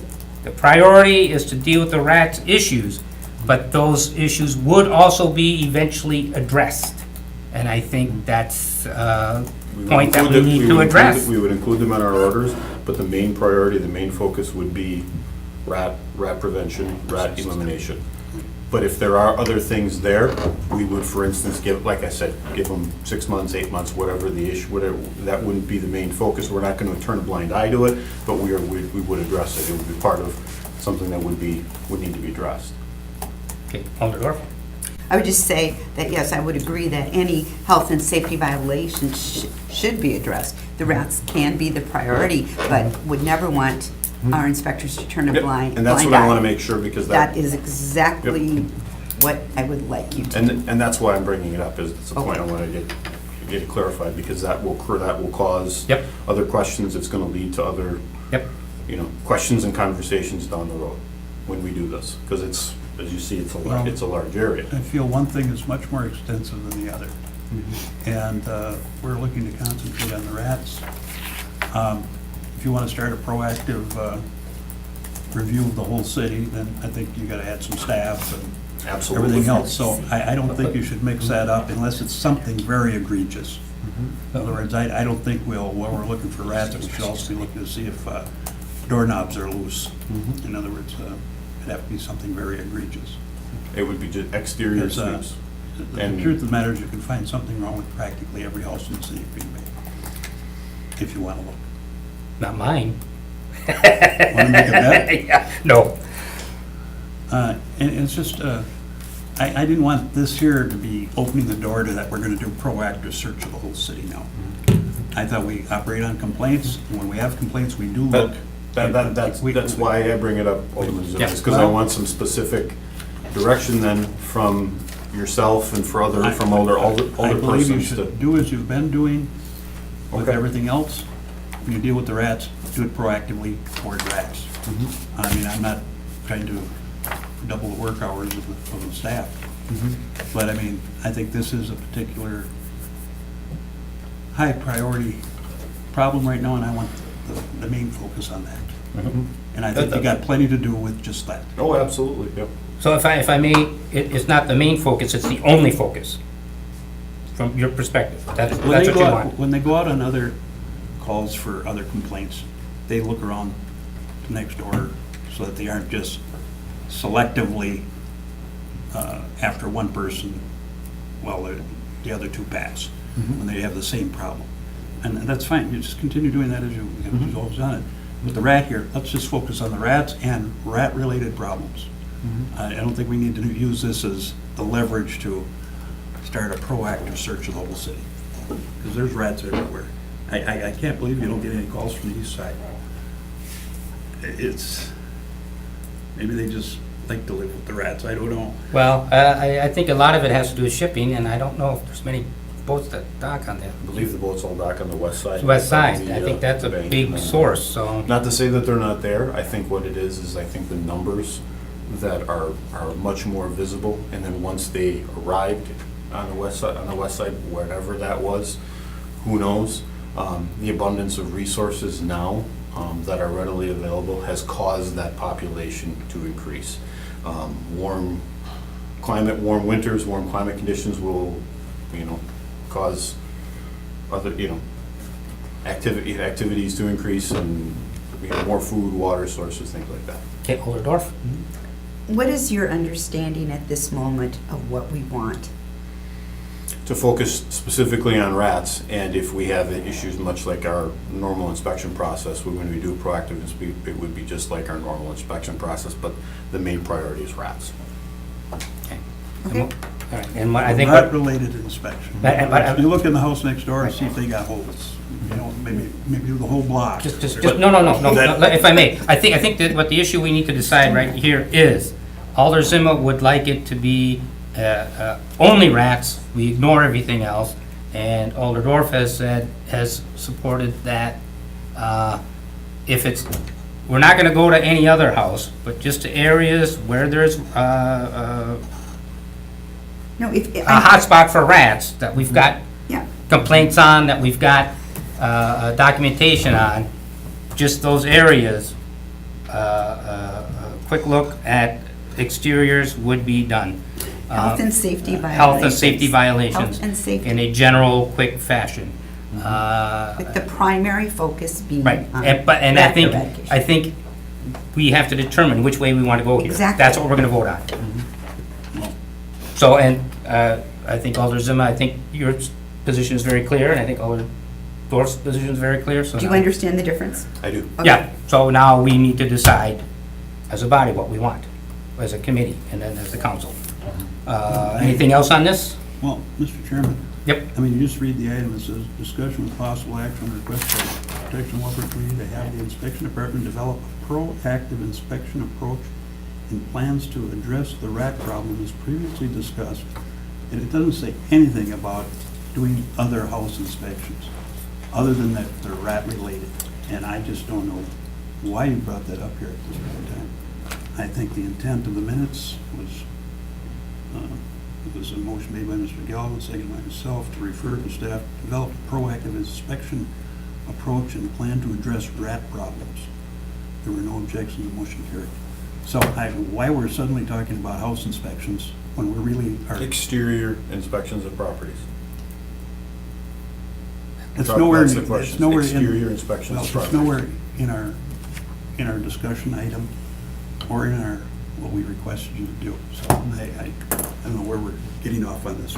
Well, if I may, because it's a standard practice that once you go to a complaint, or once you do, there are procedures that they normally carry out, and they want instructions from us. Do they follow those normal procedures or not? And we could simply say, no, you do not. You're gonna focus on the rats, period. Or we could say, yes, do those normal procedures. So that, I think it's appropriate that staff brings that up to make sure they're clear on what their duties are, and we can now address it. Is this part of our proactive rat policy or not? We could vote no and say no, or we could vote yes, that should be a part of it. I don't think that's inappropriate for staff to bring up what they do in their practice and to get clarification from this committee and council as to what they should do for this proactive rat policy. I think that's good to know, a good mark for them to understand. What do we want? Do we want normal procedures to follow along with the proactive rat policy or not? Alder Zima says no, Alder Dorf says yes. Let's vote on it, and I asked the question, do we have staff to do that? did we ask, we didn't ask staff, we asked staff to come up with a proactive policy. As part of that proactive policy, they want to know, should they do what they normally do when they are called out for an inspection, which is to take a quick look at exterior issues. That's what they normally do, and that's what they want clarification on.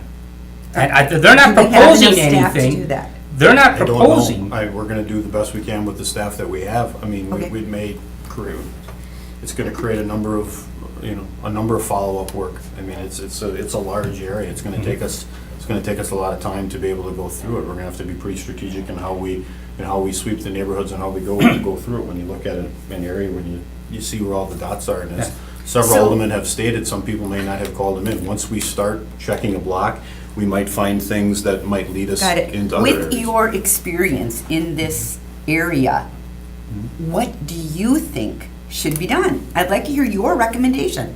What do I think should be done Yes. about rats? We Not need- about no, rats, no. no. The About- process. About the process. Do you think it should be rats only, or do you think you should also be doing the health and safety We need violations? to be doing the health and safety because the rats are a byproduct of a much larger Okay. issues that All right. that are. So part you- of it. Okay, Thank you. but let's be But those clear, are this rats is that not might- a recommendation. Those are rat related. No. In That's his other words, if you opinion. see a That's his bunch of opinion. garbage in somebody's he's an backyard, expert. 2 doors away, you're gonna write the orders on it. But you're not gonna His start point looking is at the that roof and staff is say, coming up oh, with a should we proposal and it's not. check the roof or something? I mean, I thought we were trying to ask for proactive, to rid the rat problem, not to expand the realm of your duties, because I don't think you have staff for that, not if we're really gonna concentrate on rats. Or do you need an extra person if you do? The amount. Tell I us mean, about it. Well, the budget's already been passed, so that's not gonna do anything for this year, if we need an extra person or not. But like I said, we'll do the best we can with the resources that we have, with the inspectors that we have. I the rat in and of itself is gonna take the rat and exterior inspection is gonna take a lot of time, a lot of resources to be able to address those issues. The food, the shelter, the water sources. More than you're doing right now. Absolutely. Once you start Okay, getting into so it, then because if much you like any other also start inspection. inspecting the rest of the house for other violations, where are you gonna find the time for this? We're already You at you the can property. spend all that time on one or two houses. You can spend a lot of time. If you're looking for rats, you're looking for rat problems. Rat-related problems, I think that was the, And that's why I'm asking, Emphasis. and that's why I'm asking for clarification, and that's why I'm asking for some direction, because when we're already at the property, how do you want me to have our services allocated? I think it's to work on rats. That's what I think. Okay. And so we got two possibilities here. Oh, by the way, and Alder, for the record, Alder Belvin had to leave to attend to another committee quickly. He should be coming back. But in the meantime, we will carry on. We've got two possibilities here of how this policy should go forward. I think we all are in favor of a proactive inspection approach to deal with rats. What should that inspection, or how should that inspection be carried out? Solely focusing on rat issues, or should it also include general exterior safety issues? I'd like to make a motion that this should go forward, focusing, the main focus being on the rats, and a secondary focus being on obvious health and safety violations. Okay, I'll second that for discussion. What does obvious mean? No? Give us some Inspectors examples. would use their judgment based on their training and expertise and past practice. So if they go to a property and they see a roof that's in bad condition, that they would normally address and write up via complaint, that they would have that corrected, however, whatever the severity that it would be. I'm using roof as just an Yep, example. certainly. Do you feel your department is adequately staffed right now to operate as it's presently operating? Mhm. Is there some downtime in those schedules, In the wintertime. just in the winter?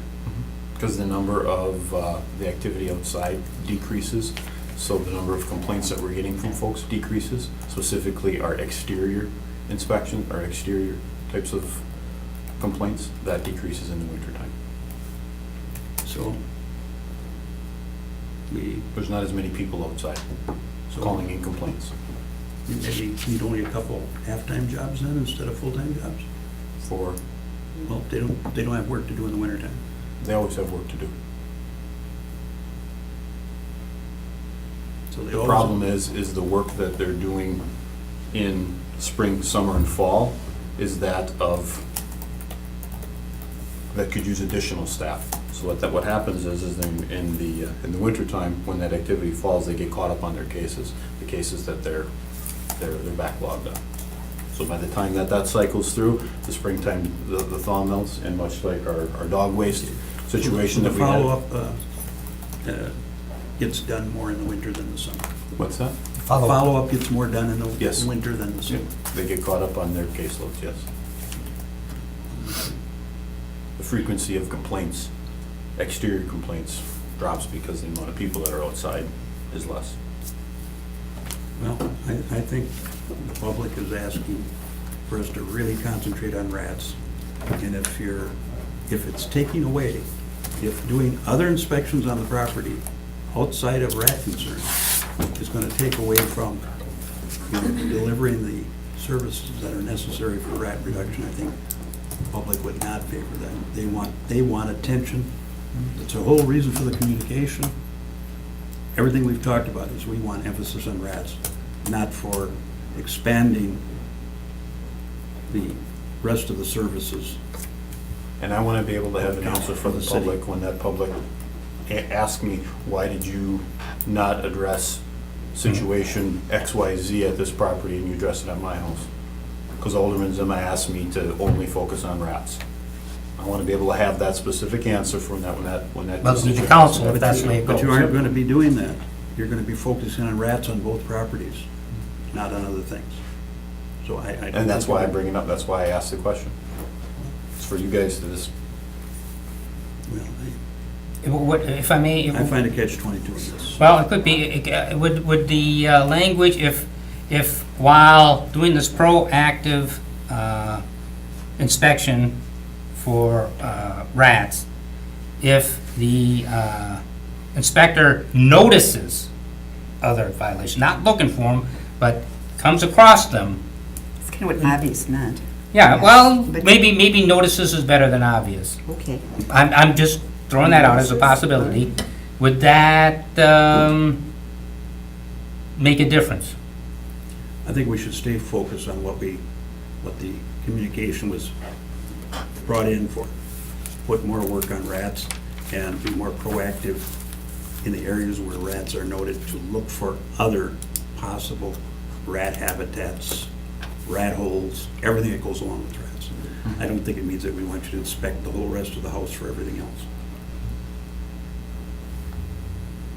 Would you mind amending from I'll obvious to amend my notice? motion to, I believe, the primary main focus beyond the eradication of rats with a secondary focus on any health and safety violations that are noticed by the inspector. Okay, I would, And that's a motion to approve the proactive Yep. approach as presented by staff with a primary focus for the eradication of rats and secondary focus for the noticeable noticeable health and safety concerns. Where is that in our communication here? it's not It's part about of, rats and rats only. If you want to start a proactive review of the city, fine, bring it forward. Maybe I'll approve that. You're probably going to need a couple more staff people. I didn't notice my motion saying a proactive. and we're not covering the whole city, we're not going over the whole I city. didn't notice that in my Yeah, motion. It's not That's an my motion. exaggeration. Right, so I And just, I and it's have not my even motion. an intense inspection of other violations in that very area. It's simply if something is noticed, We're talking violations of a law or violations of an ordinance. Yeah. We cannot be ignoring violations that are noticed by inspectors. That's just not right. So I could not approve ignoring violations of the law Right. if they are noticed by the inspector. right, not that they're That's why- looking, their primary focus is what they're doing, but if they notice other health and safety issues, those will be a secondary concern. Yes, okay, I seconded that motion. All in favor? Aye. Opposed? Motion carries, State. Okay. 2 ayes and 1 abstention. Thank you. We're almost done. Can you hang for just a little bit? I need to My look at the- abstention is because I wanted, like it noted in the record, my abstention is because I think the main focus ought to be on rats. That's what this was about in the first place. Well, we'll be able to take that up at council, I'm sure. I just want that put Okay. in the record. Item number 9 is No, no, done. it's 10. For discussion, report from the Green Bay Police Department regarding compliance check violations. We do have a written report, and I believe Captain Lapine has got a few things you'd like to Yes. share with us. I recently, between October 10th and November 13th of 2017, we sent our officers out to do compliance checks again, citywide. We utilized our community service interns, who are 19 or 20 years old. These individuals were in plain clothes. They used their own IDs, which says under 21 until 2018, whatever date that might be, but it says it right on the ID. They went into taverns, convenience stores, liquor stores, and restaurants. Like I said, this was done during a month, the 10th of October to the 13th of November. We utilized 2 uniformed officers with them to go into the stores after they were in there. We did 115 businesses citywide. Of the 115 businesses, which like I said before, includes taverns, convenience stores, liquor stores, and restaurants, we had a 26.9% failure rate. 31 failures out of 115 total businesses. I'll go by district. Far West District A had a 27% failure rate. For you optimists in the room, which I know there's quite a few, that's a 72% success rate. 22 businesses were checked, 16 passed, 6 failed. Of the 6 failures, 4 businesses didn't check ID, and 2 of them misread the ID. In District B, which is the near west side, we had a 25.6% failure rate, or a 74% success rate in these checks. 39 businesses were checked, 29 passed, 10 failed, 4 didn't even check the ID, 6 misread the ID, where they looked at it and they sold to the kids anyway. District C, which is downtown, near east side, 21.6% failure rate, or a 78% success rate. 37 businesses checked, 29 passed, 8 failed, 1 didn't check the ID, 7 misread the ID. District D, which is far east, 41% failure rate, 58.8% success rate. 17 businesses checked, 10 passed, 7 failed. 4 didn't check the ID, 3 misread the ID. In the vast majority of cases, the people were employees, obviously, were cooperative, apologetic. The ones that looked at the ID, there may have been some of these businesses, there may have been a language barrier or something of that nature when these people looked at it. I think a lot of these people didn't think somebody that was going to show an ID that was actually underage was actually going to show an ID that showed them to be underage, so they just did a cursory check. Most businesses were pretty cooperative and understanding. And that's about the report so far. Just a question. Yes, sir. I have coffee at a convenience store sometimes, and I watch, there's a lot of people coming, going, purchasing. But the one that I attend, they have a system where they have to actually enter the date in. Is that, We had a couple. that's not wide practice then? We had a couple of those do that. The one that failed, the individual actually put in her own date of birth. I don't know if that was something that she did, to beat the system, or if it was just something she did accidentally, but she had the ID in her hand, and she entered the ID and she put her own ID in because they went back in the store and they checked it, and that was a liquor store. I don't think that's an accident. Probably not. But yes, that's not widespread. But I have seen businesses where they have to punch in an ID. Because I date thought of that birth. was really going a long way at helping the situation. Now, these folks who do break it, what percent of them have that system? You said that at least there was one that they punched in. At least there was their one, own. I know, because I read in the details, I read in the officer's report that that's what had occurred. I don't know how many of them actually have that prerequisite where they have to punch in a date of birth in order to sell. Some of these were at taverns, so the 19, 20-year-olds bellied up to the bar and ordered a drink, and they were served. There was no date of birth put into any kind of computer or anything like that. So I don't know how many of those places have that. I don't know if they're called Veritas machines, or there's a name for them. That comes to my mind, but I'm sure if that's it or not. But they put it in, and the machine tells you if the date is right or not. Yeah, I don't know if those are available, if there's something that we would require, I don't know. All I can tell I'm you just is, thinking people who fail, maybe they need to be required to do something more than what they're presently doing.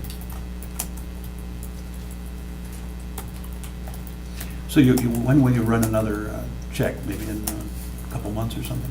Yeah, I mean, these are pretty time consuming. I mean, we have to get the CSIs, we take them out of their regular duties, which they do a lot. And then we take 2 uniformed officers and go with.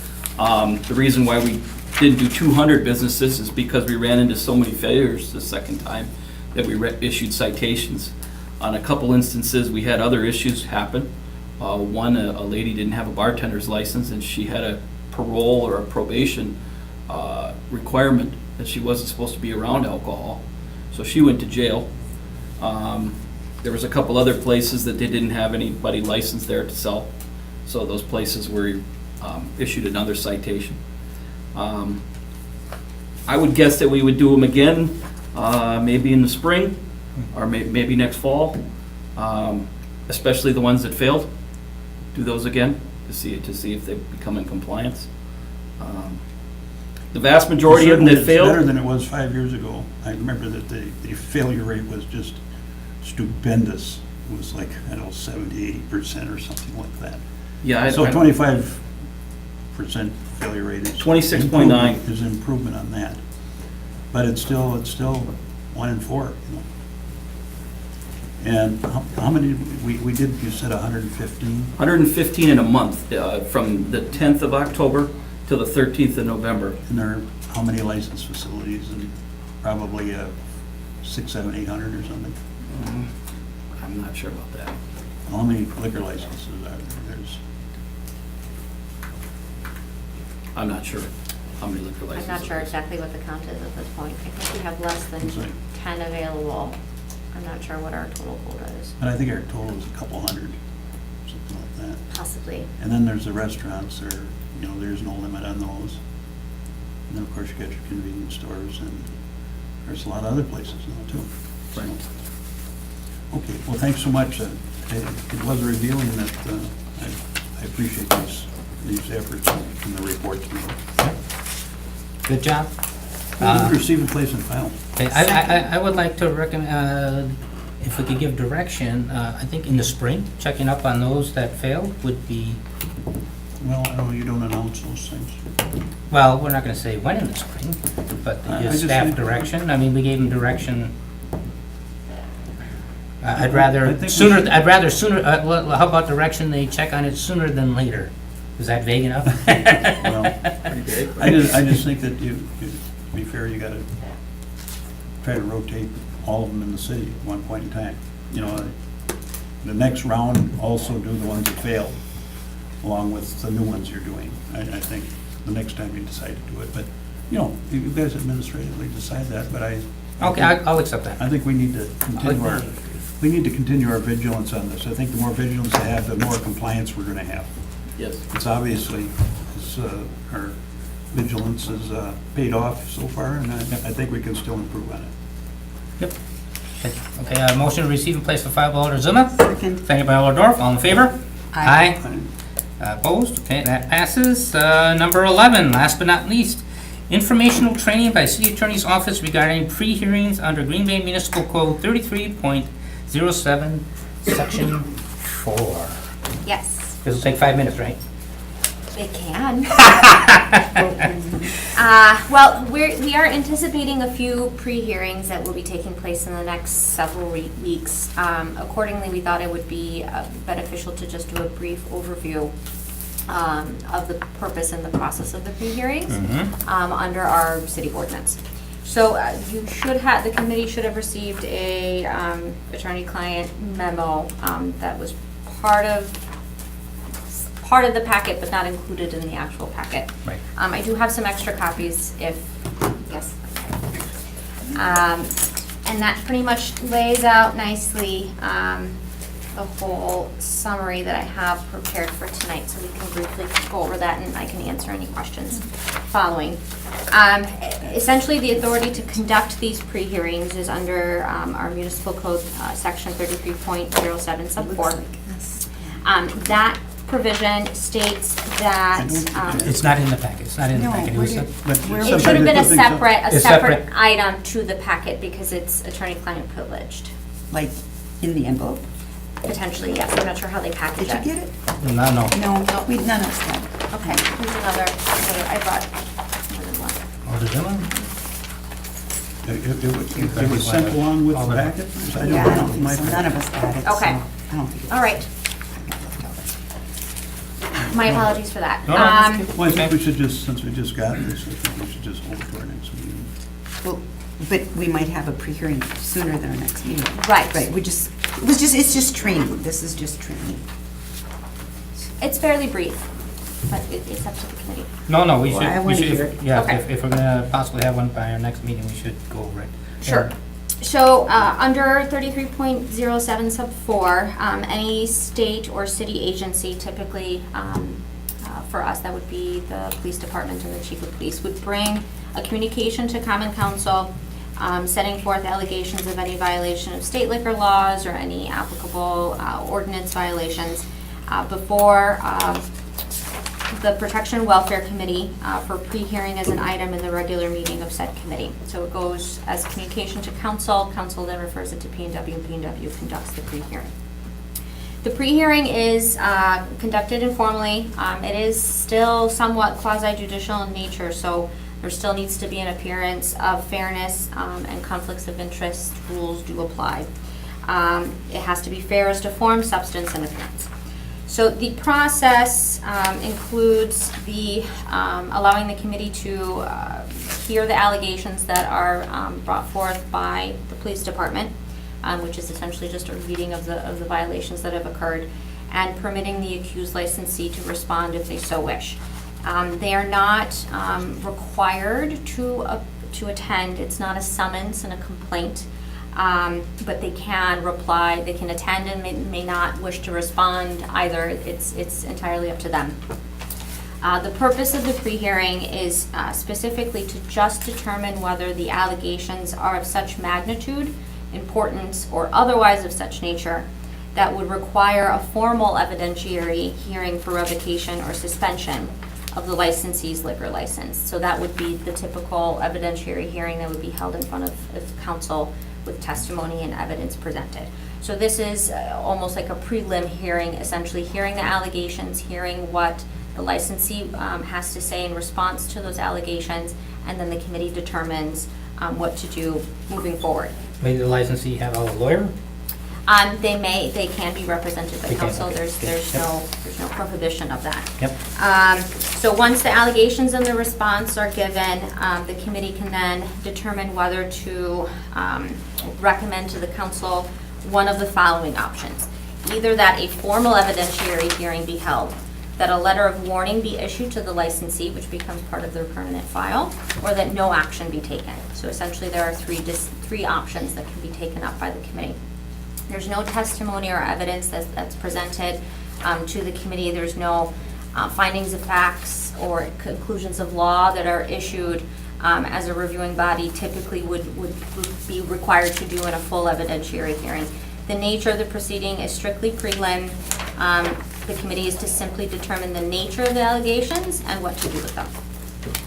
The full evidentiary hearing, if the committee so determines to recommend one be held, would be the proceeding where the council would have the opportunity to examine and scrutinize evidence and testimony. The council or the committee? The council would. The committee would recommend if these allegations should be brought forth in So then a formal okay. complaint. Yep. So then a complaint is drafted by the law department on behalf of the police department, served upon the licensee, and then they appear in front of the council for a hearing. Okay. And that's when evidence and testimony is presented, and the council then would determine what to do, whether to revoke, suspend, depending on what the complaint is asking for. The committee can ask questions of either the police department or the accused licensee, but they have to be limited to the factors that the committee can consider in making its determination, and those factors are laid out in the ordinance. So as long as the questions relate to those factors, that's the safe zone.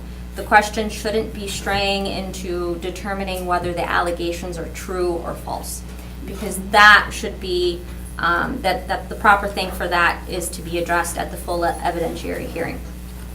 Otherwise, So we would would you stop be. us if we strayed? Yes, Okay. yes, I can do that, yes. Electric Okay. shocks?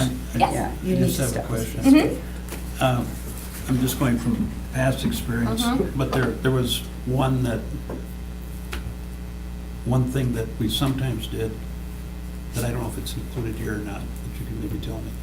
There are sometimes as we brought the people forward, we heard from the staff about the seriousness of goings on at the establishment or whatever. More often than not, people would respond to it, and sometimes they defend themselves or whatever. And then we made some decisions. At times, it was said that we felt it was serious enough that there should maybe be some stipulations, and that in lieu of a public hearing, what's the term? Evidentiary hearing. Evidentiary hearing, that we would refer to the staff to work out some stipulations if they could. Otherwise, we go to an evidentiary hearing. Is that a possibility also? I don't see that being a possibility. The ordinance is fairly strict in its language. I'm not sure how it was handled in the past, but based on the review of what the ordinance currently is, it's pretty clear that it's just those three Maybe we moved options. toward an evidentiary hearing, and then maybe they went and met with staff and came up with some stipulations, and then Potentially. they brought it back before the evidentiary hearing. Potentially, and then maybe there was some sort of settlement agreement, and then the complaint essentially was dismissed. And so there wasn't a full evidentiary Well, hearing then. they voluntarily submit to certain Right, stipulations. essentially like a plea bargain or a settlement of the issues, whether Would the you look into license that a was. little more? Hmm? Would you look into that a little more? Sure. Because it seemed to me that was a way we efficiently took care of some things and cut down on the need for evidentiary hearings. Mm-hmm. Because sometimes you think, yeah, this is bad, but do we want to take the license? Do we want some other form of punishment or some stipulations? And sometimes it come in, because I think most people are hesitant to destroy somebody's lifelong investment or whatever it is, something like that. But we also want compliance, and we want things run properly. So I don't know, just take a look at it, and because I remember that happening, at least half the time that we thought we thought there was enough evidence for an evidentiary hearing, but that perhaps something in between an evidentiary hearing and saying no action could take There's place. also the letter of reprimand, which can be considered for future license renewals and things of that nature. I was going to ask about the letter. So it basically just a letter of reprimand? That There's- becomes part of There's their no file. stipulations or anything as No, part of the letter? no. Okay, so the letter would just be a reprimand. Mhm. Well, I just remember dealing with stipulations at times, and I'm trying to refresh my memory on it. Sure.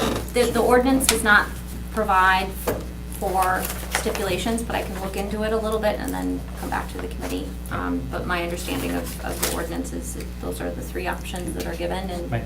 and that's it. And even if, in that case, if the committee feels that the allegations are severe enough where it should go to full evidentiary hearing and a complaint is filed, there can always be a settlement of the complaint and of the allegations prior to the evidentiary hearing if the accused licensee, the respondent in that case, wishes to come to some sort of agreement with the police department.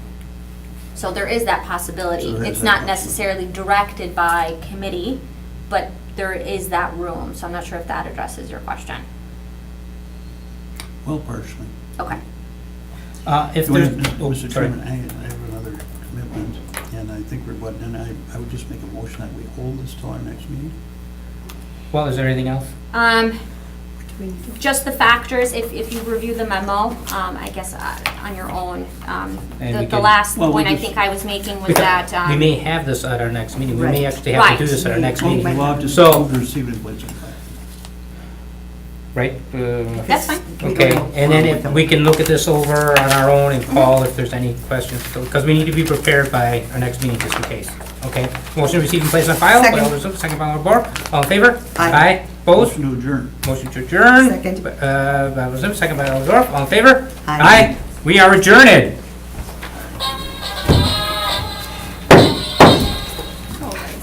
Goodness sakes. For that letter of reprimand, It's if, called a letter uh, of warning though, right? if, A letter of warning. It's letter or of rep- warning. Letter Okay, of warning. So but it's let's essentially- say a month after the letter, the police have, has an issue with them, with that, then come back? I mean, is there a certain time frame with that letter that, you know, we give them a letter of reprimand? And the letter They get like reprimand- 6 months to, you know what I mean? Is it,